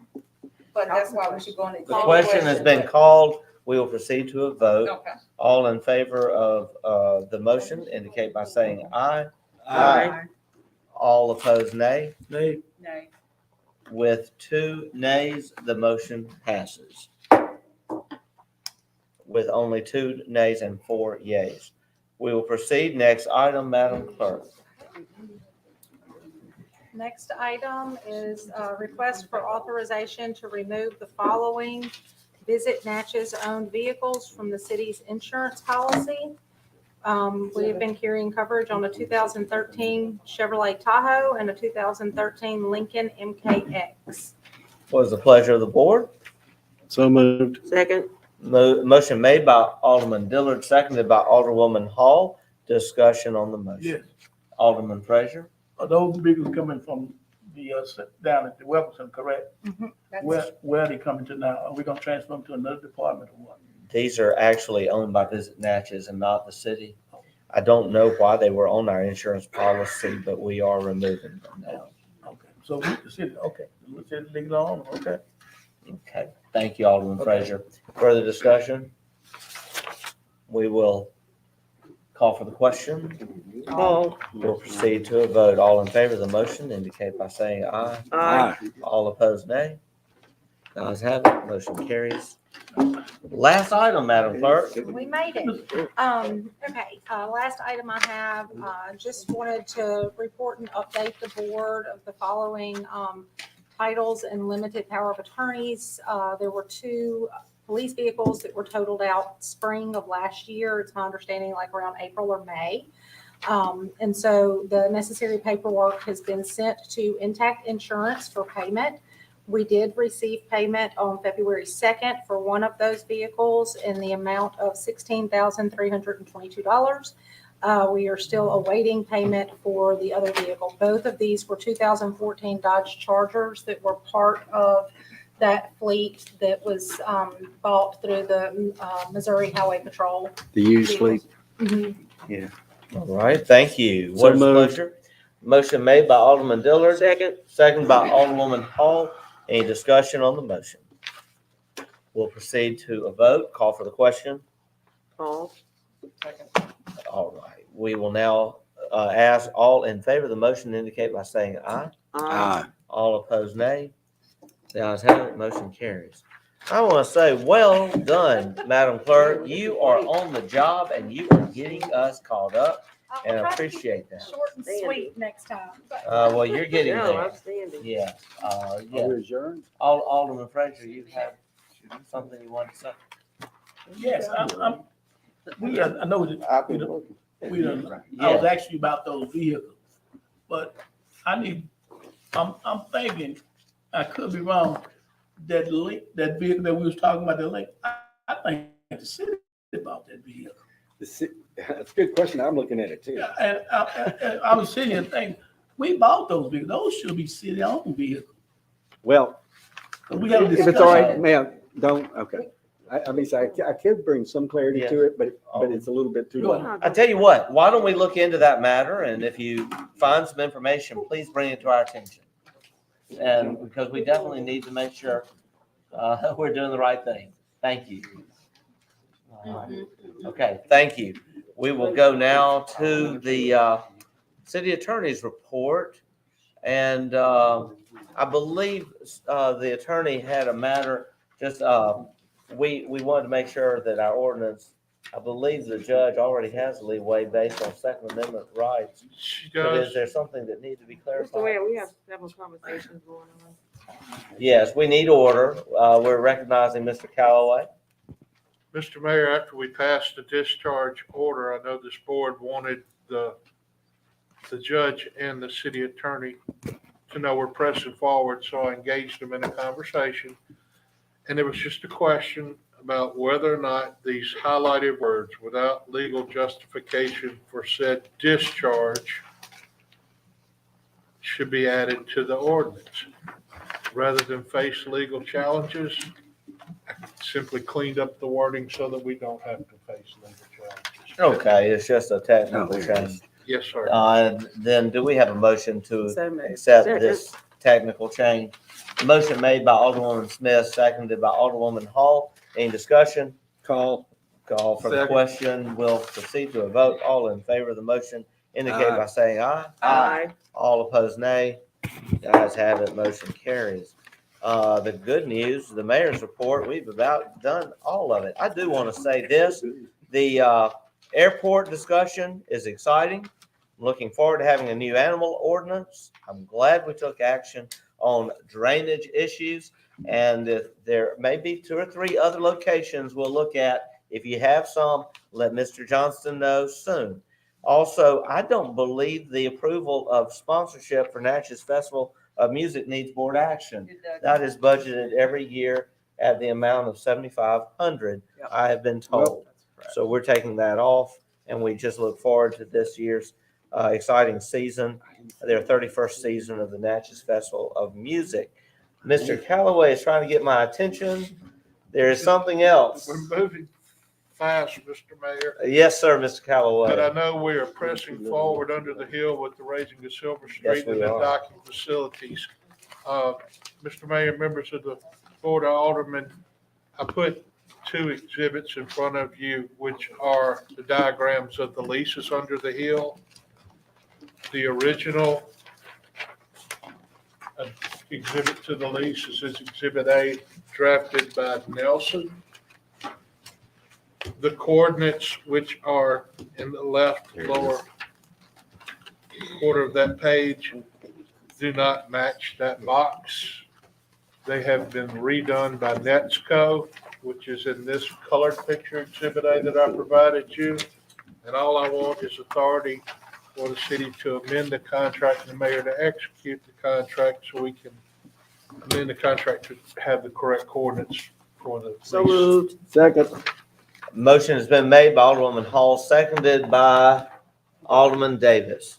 Just, it was, Dillard. well, he pointed to Alderman Davis. Alderman Dillard seconded the motion. Alderman Davis thirded the motion. Is there a third, right? No, that's. Okay. Any discussion on the motion? We'll call for the question. We will now proceed to a vote. All in favor of the motion indicate by saying aye. Aye. All opposed, nay. The ayes have it. Motion carries. Exciting to see things progressing for the Under the Hill project. I also want to now ask for approval to travel. Whenever I have to stay overnight, I just feel like I need to get approval. At the last minute, I was invited to attend a reception by Chandler Russ with the Mississippi Development Economic Council meeting in Jackson, and then to come to the morning sessions. That was last week, so I'm getting approval for that travel. And it incurred 1 night's lodging. So moved. Motion made by Alderwoman Smith and seconded by Alderwoman Hall. Any discussion on the motion? We'll proceed to a vote. All in favor of the motion indicate by saying aye. Aye. All opposed, nay. The ayes have it, motion carries. I want to just say that was a good opportunity to express our appreciation. Also, Manny McPhillips worked so hard for us, and he served on a panel during that conference on discussion of projects that involve federal funding, ARP funds. And I am just so grateful that we have someone of his caliber advising the city and helping the city. He has a great record, having been at the Mississippi Development Authority prior to becoming a government consultant. And he and Congressman Harper and others have worked so hard to get us these grants, to get us these funding opportunities. And it was just announced just last week, 1.8 million made available through the Mississippi Development Authority to finish the Bellwood Levee project on time for a 2023 groundbreaking by Velocys. And so it's important that we go to these meetings, that we express our support and our appreciation. This marks twice now in the past few months where Governor Reeves has gone to bat for us, approving a grant from MDA, $1 million for an emergency repair for the railroad bridge over St. Catherine's Creek last year, and now this $1.8 million for the Bellwood Levee project that will go in addition to the $1 million already provided by the legislature. So we just want to acknowledge that and thank them. Under miscellaneous updates, I think we've about covered it. There are a lot of things going on, and we'll just keep on plugging ahead. Also, we are glad to see that our sales tax collections continue to be on track. And yes, while we are ready to hit 500,000 again, and we predict that we will soon, with more movies on the way. The movie industry, by the way, a very good financial report provided us yesterday by John Norris that shows what a tremendous impact movies have on our economy. But what I want to just make mention of is just look at these figures: fiscal year 2020, fiscal year 21, and 22. Do you know that so far, fiscal year 22, we are ahead of both of our previous fiscal years every month in sales tax collections? And I'll give you January. Last year, 414,000. This year, 484,000. So that is showing tremendous growth. We do want to hit the 500,000 mark, Alderman Dillard, you're right. And I predict we will. I predict we're going to blow it out this summer. Had a great talk with Arden Barnett last week, who brought us great news. They are planning an amazing mud bug, big names invited, and they are planning another amazing 4th of July, big names invited. Let me tell you what their production budget for 4th of July is this year. $500,000. Imagine what that's going to draw for our Natchez. We had 7,000 on the bluff last year. No telling what we'll have this year. I also want to report just more good news. While it's not totally worked out with the OLA project, I think everyone knows that we have been going over budget. Let me just tell you, the investors and developers are still very excited. While at the Mississippi Development Authority last week, had a great conversation with an engineer on the project who's been working on the construction estimate. And I also had some very good discussions with one of the development partners last week, and a good series of texts back and forth with Dickie Brennan last night. So everyone's still excited, just waiting to get the numbers right, get the money right. And now that we have the grant, we're proceeding with the environmental study on the Fry building. That is a major step forward. So that's it. Do we have any further business to discuss? No, I just want to make a comment. Alderwoman Irving? Okay, I just want to make a comment about all these businesses that we have downtown too. Yes. You know, that is a big plus. I mean, we're gonna get more foot traffic downtown, more people locally spending as well as visitors coming in. So that is truly a big plus. It really is. I It mean, is. buildings that don't, they have decorations coming, the holidays again. Yes, it's exciting. Oh, one thing I needed to tell, the ordinance committee, I meant to do this under miscellaneous updates, very important. The ordinance committee last week had a meeting, with our interim city planner, Phil Walker, and also with our code enforcement officials, Ms. Anita Smith and Officer Johnny Baldwin, and also our director in that department, Mr. Jody Rudder, and the attorney was present on the phone, I believe. We wanted to just have a good update on where we are with regard to our ordinances, enforcement of ordinances. And going forward, I think we have developed already a very good communication where rather than have properties come immediately to the board for legal action, we actually would like to see a resolution pursued with our code official enforcement. We just call her Ms. Anita Smith, that she would work with the property owner best she could. And then if code enforcement is needed, then Officer Baldwin would come in to make that enforcement.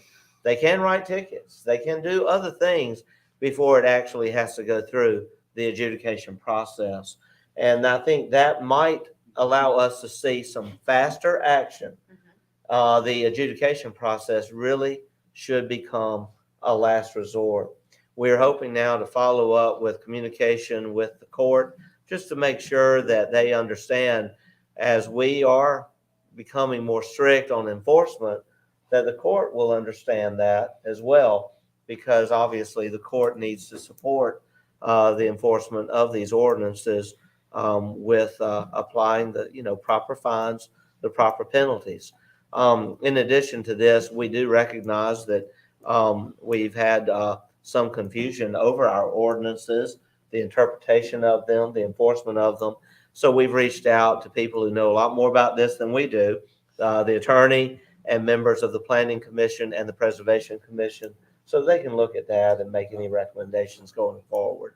But I think it's safe to say, really, that we would rather in the future not have any public hearings for adjudicated properties until enforcement has been sought, any tickets, violations written, and if someone absolutely then does not cooperate, then we will go through the adjudication process. But giving our property owners a chance to correct these and avoid those civil penalties. Alderwoman Smith? Thank you, Mr. Mayor. Yes, I was a part of that meeting, and I wanted to reiterate that there are going to be fines. I think you're going to see things being enforced. And part of the issue with home ownerships and your values in the city limits is that we don't have a lot of newer neighborhoods. There's not a lot of, what's my word? Mama, I think of it. Homeowners associations. Yes, thank you. In neighborhoods. So we have codes that are set up to help protect your value in the city limits and to keep up your homes. And one of them, you're not allowed to park vehicles all in cars. They're not parking lots. That's not something you can do in the city limits. So I'm just going to forewarn, I've seen it. I had huge boats in my ward that are in people's yards, and it's not, I'm getting complaints all the time. So anyway, some of these things are going to be taken care of. Yes. Thank you, Mr. Mayor. Mr. Mayor. Alderwoman Hall. Yes, I would just like to say as chair of that committee that we are applying the same standards to everyone in this community. We're not singling out any individual or groups of people, but we are here to enforce our ordinances, and we will get our municipal judges involved. Okay, thank you. Thank you. Well, I think that is the conclusion of our business. Motion to adjourn by Alderwoman Hall. So moved. And it's been seconded. I think Alderman Davis really wanted that I think he second. made the motion. I'll Okay.